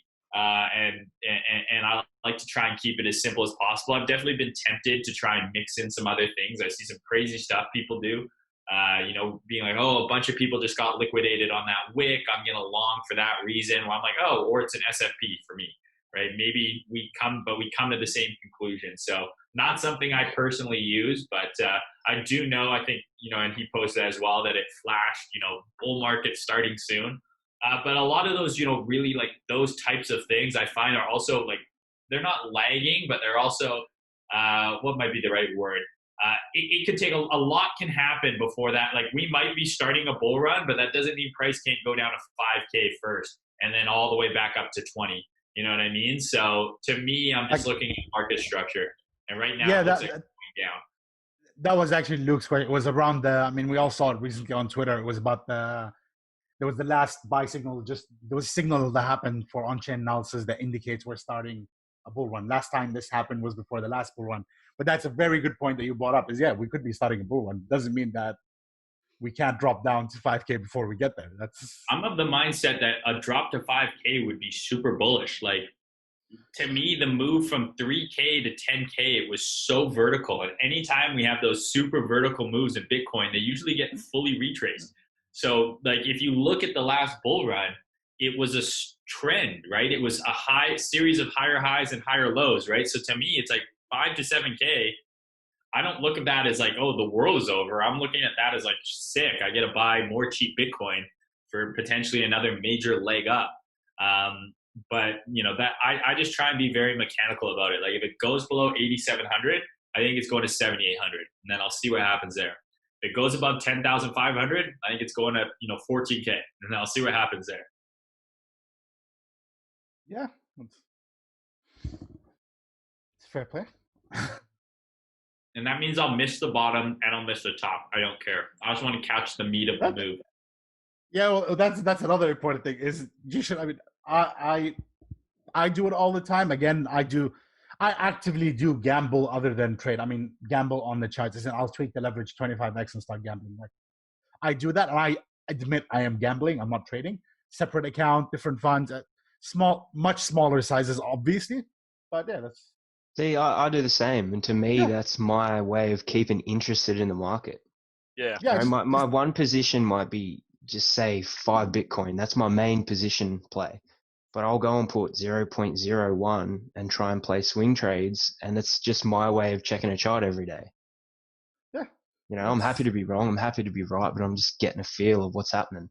everyone wants to catch the top of the bottom, but that's purely an ego thing, in my opinion. It's like, yeah, that's sick that you caught like the absolute wick, but like anytime I've caught the wick, it's been with 10,000 contracts, not with 100,000. Yeah, you know, you should not be trying to catch falling knives. I mean, everyone says it. Nobody wants to just accept it. You don't need to catch. Yeah, you don't need to catch the absolute bottom to make money. You will still make money on the way up. It's much safer to wait for a confirmed reversal before you decide this is the bottom. Yeah, you lose a few percent, but you're still going to make money, and it's less risk. You're guaranteed that money. Yeah, but it just, that comes back to this like whole culture of I need to be right rather than make money. Do you know what I mean? I'd rather have the picture that caught the wick than the P&L. No, yeah, I get what you mean. That is true. It is the social aspect. You wanna flex. You know, be like, yep, I called it. That's yeah. My Twitter is not making me any money. Like as sweet as it is to be like, oh, Mayne, you fucking nailed it. But like in reality, I closed the trade early. Like my thing I hate the most about Twitter is I'll post like an idea, then someone will comment when it works out. I'm like, oh, nice, nailed it. Thanks for the tip. And then I'm like, fuck, I took that trade, exited early because of, you know, a reason X, Y, and Z. But, you know, it's meaningless at the end of the day. Like we've all been saying, right? Like look at your P&L at the end of the day. That's all that really fucking matters. I do that to Juice sometimes. I'll follow a trade he does, and then I'll DM him and be like, bro, that trade worked. Thanks, man. I'd be like, bro, I got out of that trade already. Well, that's like everyone's like, how do you know it was going from 10K to 8.5? I was like, well, if you look at my Twitter, I had, you know, 3 or 4 stabs at that one trade. Yeah. My risk management is right. I made money, but obviously I didn't just put my whole account on that one move. It's Twitter's funny. It's good entertainment. Yeah, it's a very interesting collection of people. I like that everyone is now like an equities trader over the last 3 months. It's like, holy shit, I didn't know everyone was an expert on the S&P 500 and like geopolitical dynamics. Everyone's also a virologist telling me everything I need to know about COVID. It's just like, we're just all geniuses, apparently. And buying hurts when it's defaulting. It's good. It's like, I studied the movement of hip hop. So you had all these classical music, you know, and then hip hop comes out and all of a sudden you've got 2 dudes who are really good at it, like having this fucking beef with each other. And all these other musicians are like, you know, jazz artists are like, well, you know, what the fuck? Why are they all attacking each other? But it's funny because this will, like, the people in crypto Twitter will have an influence in, you know, 5-10 years. Not all of them, but the ones who stick it through. Oh, for sure. No, like the world's changing. It's good. A lot of them have made a lot of info. I'm not actually. I personally love crypto Twitter. I think there's a lot of benefit from CT. It's just I think people sometimes really take it way more. They forget that this is Twitter. That it's nothing said there is set in stone. You should take that information and just deal with it as such. It's just someone's opinion, and that's it. But as Mayne said, it's hard sometimes because it just gets psychologically stuck in the back. It's subconsciously stuck in the back of your head that this big account said this or that big account said, and then starts swaying your opinions on your own trades, which comes back to writing down the trade. If you wrote down your trade, then you can't actually sway your opinion because that's it. It's written, it's in front of you, and you're going to watch it happen. End the story. I mean, it's like the media, though, isn't it? Like CZ could be like Warren Buffett. I'm sure there's a lot of people who are better than Warren Buffett that just don't have their name in the public. Well, specifically Dave Portnoy. Yeah. You know what I mean? Like, what to do as well. No, I mean, listen. At the end of the day, it's like Warren Buffett's worth of billions of dollars. So, like, unless you are too, shut the fuck up. Like, I just like, you know, Flood. You guys all know Flood thinking USD. You know, he's a guy who gets a lot of shit on Twitter, and the reason he gets a lot of shit is because he makes a lot of money. And like that's it. And he doesn't give a fuck if he's wrong. He knows exactly what he's doing. And he makes a shit ton of money doing it, right? And that's why he doesn't give a fuck about what anyone on there says, right? Like all the people who are like in your comments being like, oh, bro, counter traded you again. Like you fucking long the top. It's like none of those people trade. None of those people fucking trade because as soon as anyone's like, oh man, you're fucking wrecked. I was like, okay, I know you don't trade. because if you did, I lost 2% of my account just now, and like I could give 2 fucks, and I'm probably now shorting, or I'm like hopping in another trade. So, Man, I've studied Flood, right? It's like he calls a short before he knows it's going to pump because he knows it's going to be a short in like a week's time. He's like a genius marketer, that dude, hey? He's like yeah. Bitlord. Well, he's also got, Bitlord doesn't trade though. That's the difference. Like I've seen Flood, I'm in Discord with him. Like the guy trades size and he makes a bunch of money. He'll make, $1 million on a move like this. But it's part of it, right, is he's got deep pockets, and he swing trades, right? So he can be in drawdown that for, the average trader, they're like, dude, you're down 20 Bitcoin. What the fuck, right? It's like, yeah, but if I'm right, I make 100. You know what I mean? So it's all relative at the end of the day. But he knows exactly what he's doing. And like you were saying earlier, right? Twitter for him is fun. He likes to post. He likes to stir the pot, shit talk people because he doesn't give a fuck at the end of the day. And it's like, if you're making money, it's fuck you money. That's why it's called fuck you money. Yeah, that's the quote from Billions. What's the point of having fuck you money if you can't stop and say fuck you? Yeah. And if you look at Flood's Twitter, I'm pretty sure his bio, I'm pretty sure it says that. It's like, I don't give a shit. I actually make money trading. Yeah. That's his, because he does. No, he genuinely does. And as you're saying, yeah, he trades big sizes. These guys that comment and stuff, probably, there are people that probably got wrecked trying to follow a call of his before when he said short, they shorted too soon, too much leverage, got liquidated, and then it dumped. And then they get salty and they become counter traders of Flood. And it happens to a lot of big accounts all the time. Someone will just blindly follow your call and be like, hey, Mayne said do this. And I did it and I got liquidated. Fuck you, now you're wrong all the time. Dude, I had one guy DM me and tell me that he blew his student loan, following my trades, and that he wanted me to give him money so he could go to university. And I was like, no. I was like, not to be mean, dude, but no, not a chance. Sorry. I just I think if you listen, my fucking avatar is a robot bird with a gun for a wing. If you're gonna fucking listen to what I say and just blindly follow it and you lose money, that's Darwinism to me. Yeah, if that's where you're getting your advice from, and if you just want to blindly just follow anything you see, then you probably, unfortunately, I'm sorry, but it is different, right? I and that's why I don't hold grudges against the pump. To me, there's a fine line between someone I'm not responsible for your decision, but I'm not actively trying to take advantage of people. There are shitty people in the space who are yes, do this. I'm never gonna tell you that. That's why when you see these people talking in absolutes, right? And that's why I have problems with these guys, a Satoshi Flipper, where he's well, I don't yes, he's trade, but it's he'll say shit. And it's the thing is people are listening to you and you're telling them no, this is what's going to happen. And this, and this, and you do, it's weird, right? Especially now that I have a big account, do I have, this is a moral thing I think about. I'm do I have more responsibility about the shit I post? Because so many people see it. If I post a trade, right? Even though in my profile it says not financial advice, every video I do, I'm not financial advice. Half my fucking thing are memes, but there's still a lot of people following me. Is it up to me morally to be hey guys, just so you know, this is my trade I'm taking with my money, and if it goes wrong, I'm losing money. So be aware. Is that my responsibility? Or it's fuck it. If you just follow what people say on the internet, you lose money. That's on you. And I want to say it's the latter, but there is still part of me. It's well, I have this brand, right? And there are people who look at me as and I say this in air quotes, as a respected figure, because I think that's such a joke that anyone would take that seriously.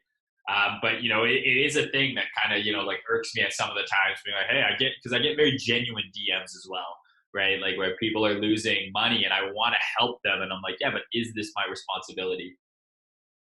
Someone early I think it was actually Bitlord. He said, pretend you're climbing Mount Everest and all these people want to follow you. That's up to them. But you do feel bad if they die on the way. That's the truth in it. You're a human. You're gonna feel bad. Yeah, that's. Suppose it's the cost of telling people you're climbing Everest.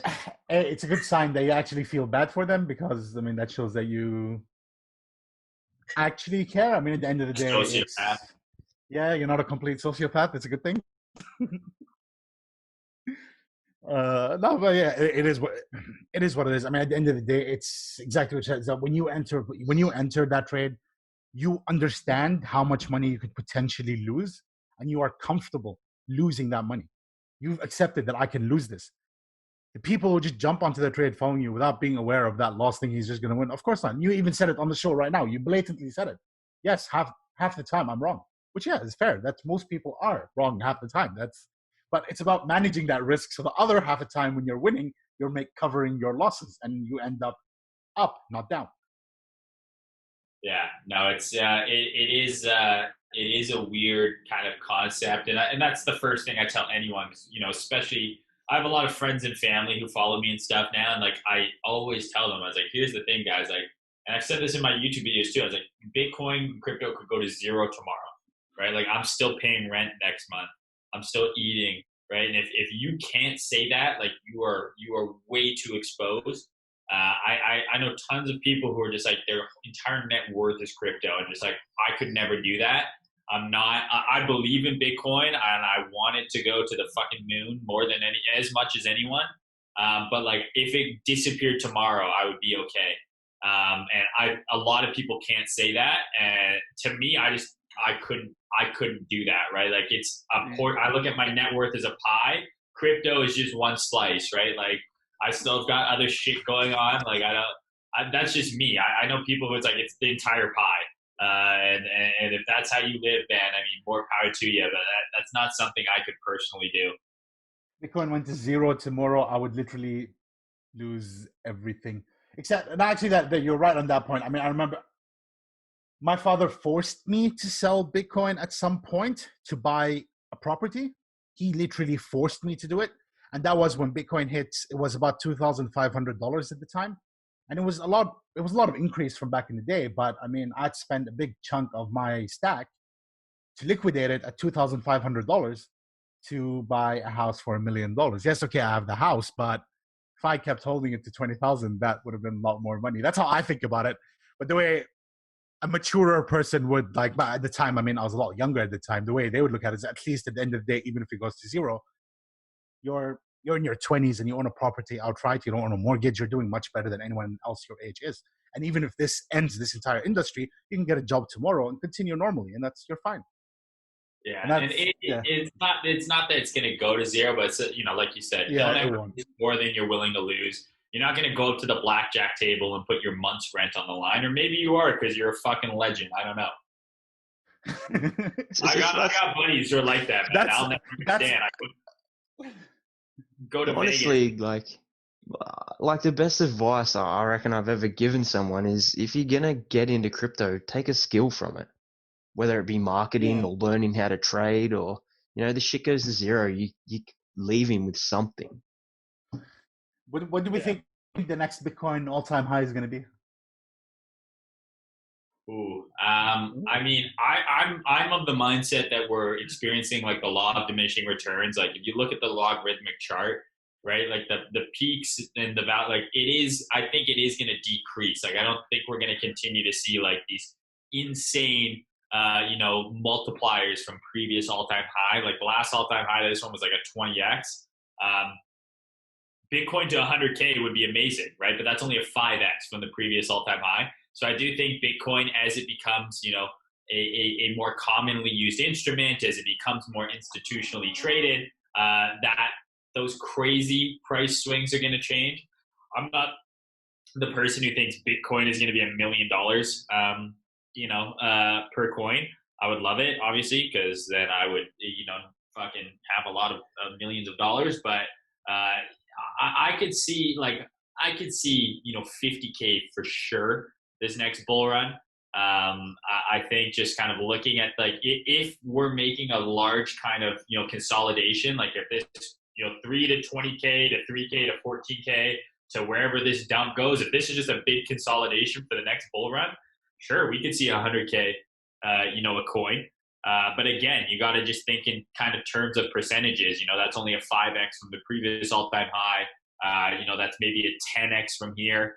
And I think a lot of people get carried away, and it's like, yeah, I mean, 100K Bitcoin is sick, right? But that's only a 10x from now's prices. You can earn a 10x a lot of ways.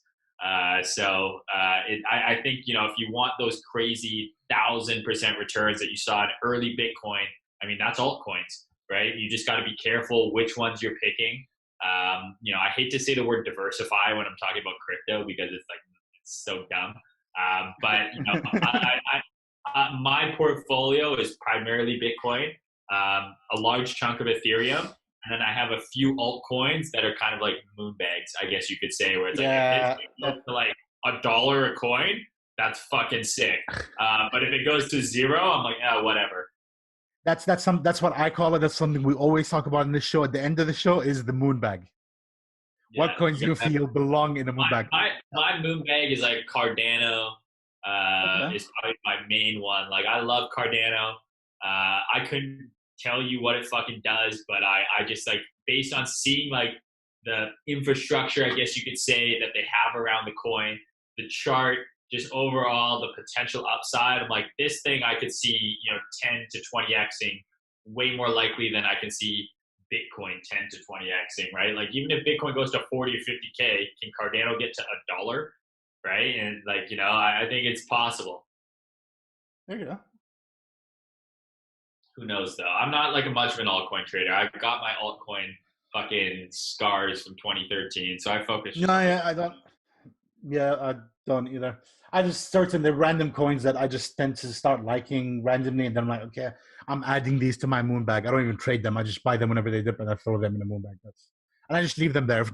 I mean, it's usually amounts that I'm more than comfortable.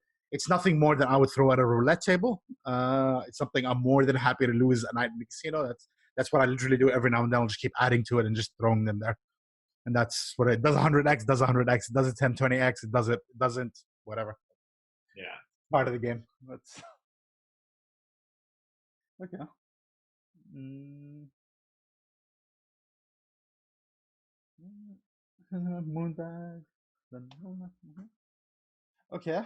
We talked a lot about CT. Who are your favorite traders on CT? Am I putting you on the spot by asking you that? Who's your top three? Top three. Don Alt, for sure. Don Alt's a legend. I know him in person. He's a friend, and he's a hell of a trader.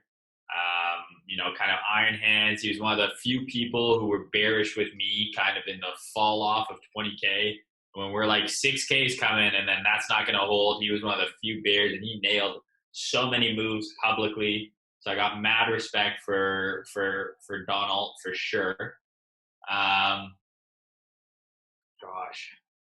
three traders on CT. I mean, I would say probably Flood is up there. If you know, in the top 10, absolutely, probably top three. If you're just looking at in terms of like money made, he's got to be up there. And I'll probably say Zoran Kohli, Captain Kohli. He trades differently than me, and he does it really well. He does it publicly. He trades big size. He's just an awesome dude, super kind of enlightened in terms, you know, he meditates, he does yoga, he goes to the gym. He's just like peace and love, man. And just like a super genuinely nice guy, runs a free trading community where he's helping people, and he makes bank. So, I mean, those would probably be, I mean, in no particular order, three guys that I really respect on CT. Okay, that's good to know. Okay, yeah. Anything else, Grant? Do you want to add anything? Oh, Mayne's got to be up there. He's probably my favorite trader. I'm fangirling, eh? Yeah. Mm-hmm. No, but like for real, like I can message Mayne about something totally untrade related, and he's just a knowledgeable dude. Hey. I appreciate that, man. Thank you. Yeah, I like to, you know, I'm very much a big believer in karma, and just like, you know, I probably would have been a teacher if they made more money. But as soon as I found out how underpaid, grossly underpaid teachers are, I was like, there's no fucking way. Because I love helping people. I love connecting with people. And I'm all about giving it back, man. Like, you know, I wouldn't be where I am on Twitter or where I am in life today, you know, if it weren't for, you know, people supporting me, people just, you know, like you said, just answering that DM. You know, when you're just a random account, you just DM that person and they answer. or, you know, reach out and help someone out. So I'm all about that. So anyone who follows me, you know, don't hesitate to DM me. I get a lot, so I do my best to answer them. Sometimes it's not in a timely manner, but I will always do my best, assuming it's a genuine question. You know, if you're just going to ask me for money or what altcoin to buy, I'm going to ignore you. You know, I do my best to kind of, you know, to share with people. Because I mean, that's what it's all about. I mean, one of the coolest things I've experienced from CT is meeting people. And, you know, that's kind of how we started the podcast, you know. Now seeing your face and talking to you guys, hearing your voices, you know, when I went to Europe, I would tweet out being like, oh, I'm here. And the amount of people that would message me, not even like being like, oh, I've got to meet you, being like, hey, check out this restaurant. Or like, hey, if you need like to know stuff to do, like, and then I ended up meeting a few people, and it was so cool because as much as the internet can be a scary place, it can also be amazing in terms of, you know, it makes your world so much smaller in a sense, right? Because I can now connect. I know if I'm ever in Australia, you know, I know who I'll be hitting up now. If you come to Australia, we're taking care of your entire trip. Don't worry. Yeah, and I mean, same goes for you guys. You ever come to Canada, you let me know, and I'll show you what's up. And I think that's what's so cool about the space. And like, you know, at the end of the day, we're all here, you know, to kind of try and make some money, obviously. But you know, there's a lot of great people out there, and I'm more for. I like to see the good in CT, as much as there's, you know, shittiness and shadiness. I think there's a lot of really good, genuine people. So it's always good to meet you guys. Hey, Mayne, what do you reckon about Jack, Ethereum Jack, Bitcoin Jack? I don't know what he's going by now, but yeah. So I mean, I did Jack like Sparrow. Yeah, he seems like a champion, good trader. I love your interview with him, by the way, man. That's like one of my favorite interviews I've ever seen. Just saying. Yeah, thanks, man. I want to do more of those. I feel like I have a little bit of a knack for it. No, he's a great guy to talk to. I mean, yeah, what I loved about him is, you know, he's kind of, you know, very altruistic, kind of hippie, and I don't mean hippie in a bad way. I mean, you know, like he's like, you know, what is the universe, right? Like I love people who think like that. They're like, oh, space, that's weird. Let me go read a book about it, right? You know, and he's taken trading to this very kind of meta, you know, using Gann theory and talking about the law of vibrations, and just like, to me, that's like someone I want to talk to and I want to pick their brain. And he also happened to fucking nail the last handful of moves on Bitcoin. You know, he's one of the only people who I saw talking about sub 6K when we were at 10K. He was one of the only people who I saw talking about like a V bottom. So, you know, mad props to him. I think he's a very cool, interesting dude, and I think he deserves all of the, you know, praise and clout he's been getting lately, because he's been absolutely crushing it. No, tend to agree there. Yeah, that's what caught me about that interview, is the way he was.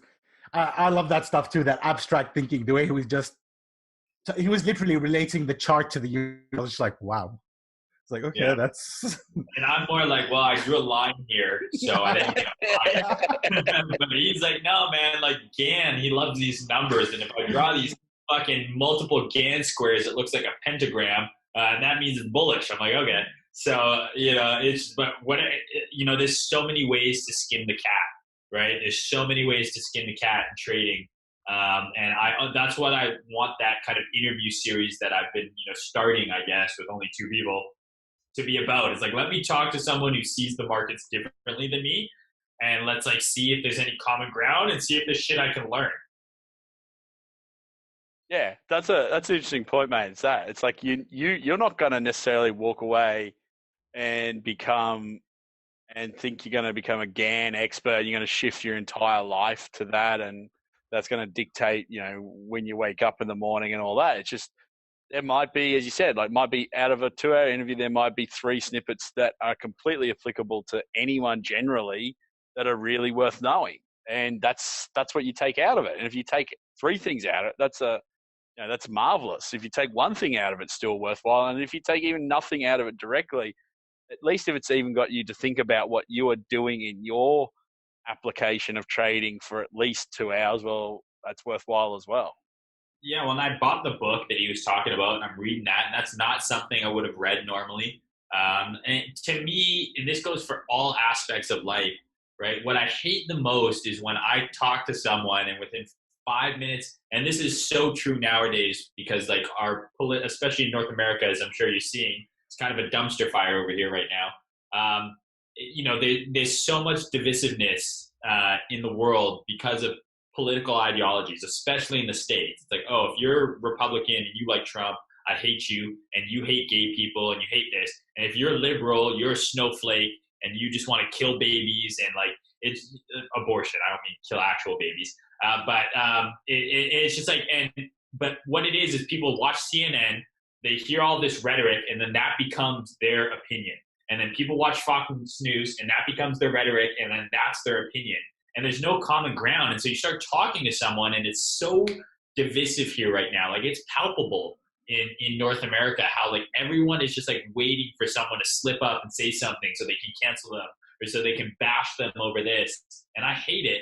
And I hate that, I'll talk to people and I'm like, okay, I've heard like these 5 things, and now I can pretty much assume your position on so many things, right? Like, I want someone who's like listened to both sides of the story, taken their own personal experience, their own learning, and then formulated their own opinion. And then I can actually have an interesting conversation with them. And like, I love people who just look at things differently, try and look at things objectively, formulate their own opinions. And that's exactly what Jack did, right? Like, he's just a guy who's like, I like this from this, I like this from here, and I'm going to patch it together. And now this is what I think.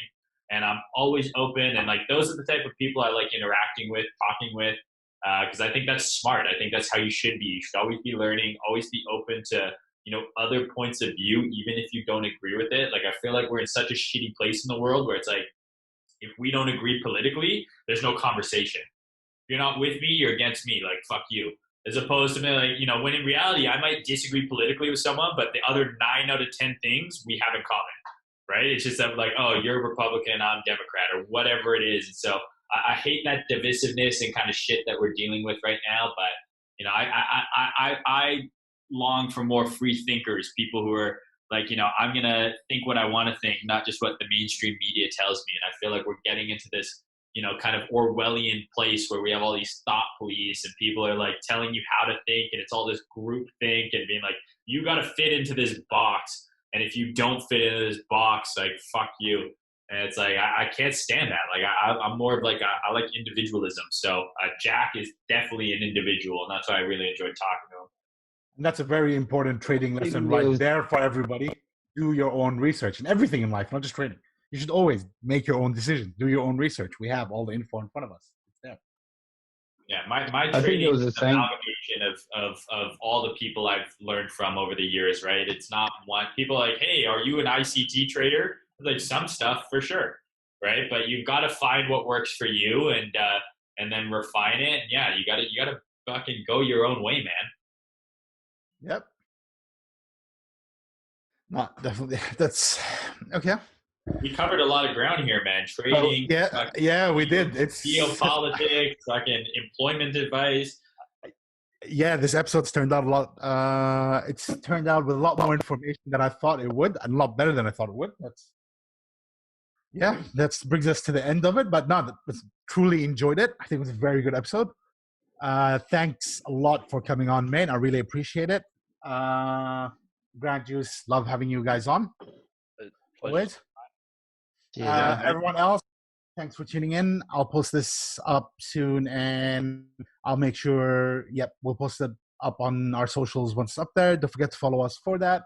And for the Australians there, don't forget to sign up to us on Mayne Digital. We'll get you the cheapest rates on crypto. When's leverage trading coming? Hopefully second half, mate. We just got to tick off a few boxes first, but it is definitely in the works. So where we can go with it at the moment. We got I guess the big one we can say, because that's only just got to wait for the UX to tick off, but we actually have signed up our first 5 customers without the UX over the weekend. Is we are launching our crypto earn capability. So, deposit your ETH, BTC or USDT, USDC and get interest on your holdings. Sounds all right. Yeah. And good promo rates to start with. So 6.5% annualized on BTC, 4% on ETH, and 8.5% on USDT, USDC. Pretty good. And is that on the underlying asset? Yeah. Yeah. Yeah. So essentially that'll come. So the way that what we're doing with the UX represent, but what is actually the process is that you will deposit that straight into your Mine Digital wallet. There'll be like a little form you'll fill out, like selecting the duration, the asset, etc. As I said, per usual, you'll just deposit that crypto into there, and then essentially that will be covered by our insured custody agreement, all the crypto held under that, and then essentially either the term of the agreement will expire, or you can select open-ended. So open-ended is you'll still earn a portion of interest every day, and that'll get deposited every day. Or if you do a term, it'll get paid on a monthly basis depending on the length of the term. And then essentially when the loan either matures or you request it back early. So if you request it back early, there's a formula to calculate how much of the fee you'll still earn, so it won't be zero. And then it'll be re-unlocked. So essentially we're calling it, you're putting it in your vault, and then it'll just return back to your wallet as per usual, and your interest will always get paid into your wallet as per usual. So your interest amount you'll be free to do with whatever you want, as you want.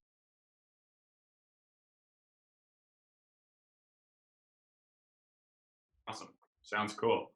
Yeah, I've been looking into this. My buddy's trying to get me into DeFi, all the DeFi hype. Like, oh man, you can be earning money on your fucking crypto.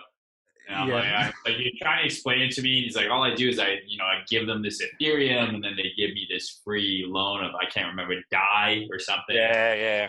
And then he's lending that out. He's making money. He's like, the only thing is I have to worry about is that, Ethereum, as long as it doesn't hit my liquidation price, and his liquidation price was like 180. I was like, well, you might want to be careful, bro. Yeah, especially on that, right? So at the moment also, like that is, you're also massively over collateralized with that. So, I think there's some community votes going on where they're looking at the different collateralization rates, but you're essentially having to put up, I think at the moment, I think maybe it's $1.50 per DAI you can get out. So, if you can go out, essentially you've got to then, whatever then you can get on your DAI, you've got to multiply by 2/3 to equate it back to dollar for dollar. Yeah, there's no free money. yeah, exactly. Oh, of course not. He's just like, it's free money. I was like, I'm sure after you're done explaining it to me, I'll tell you why it's not free, but go ahead.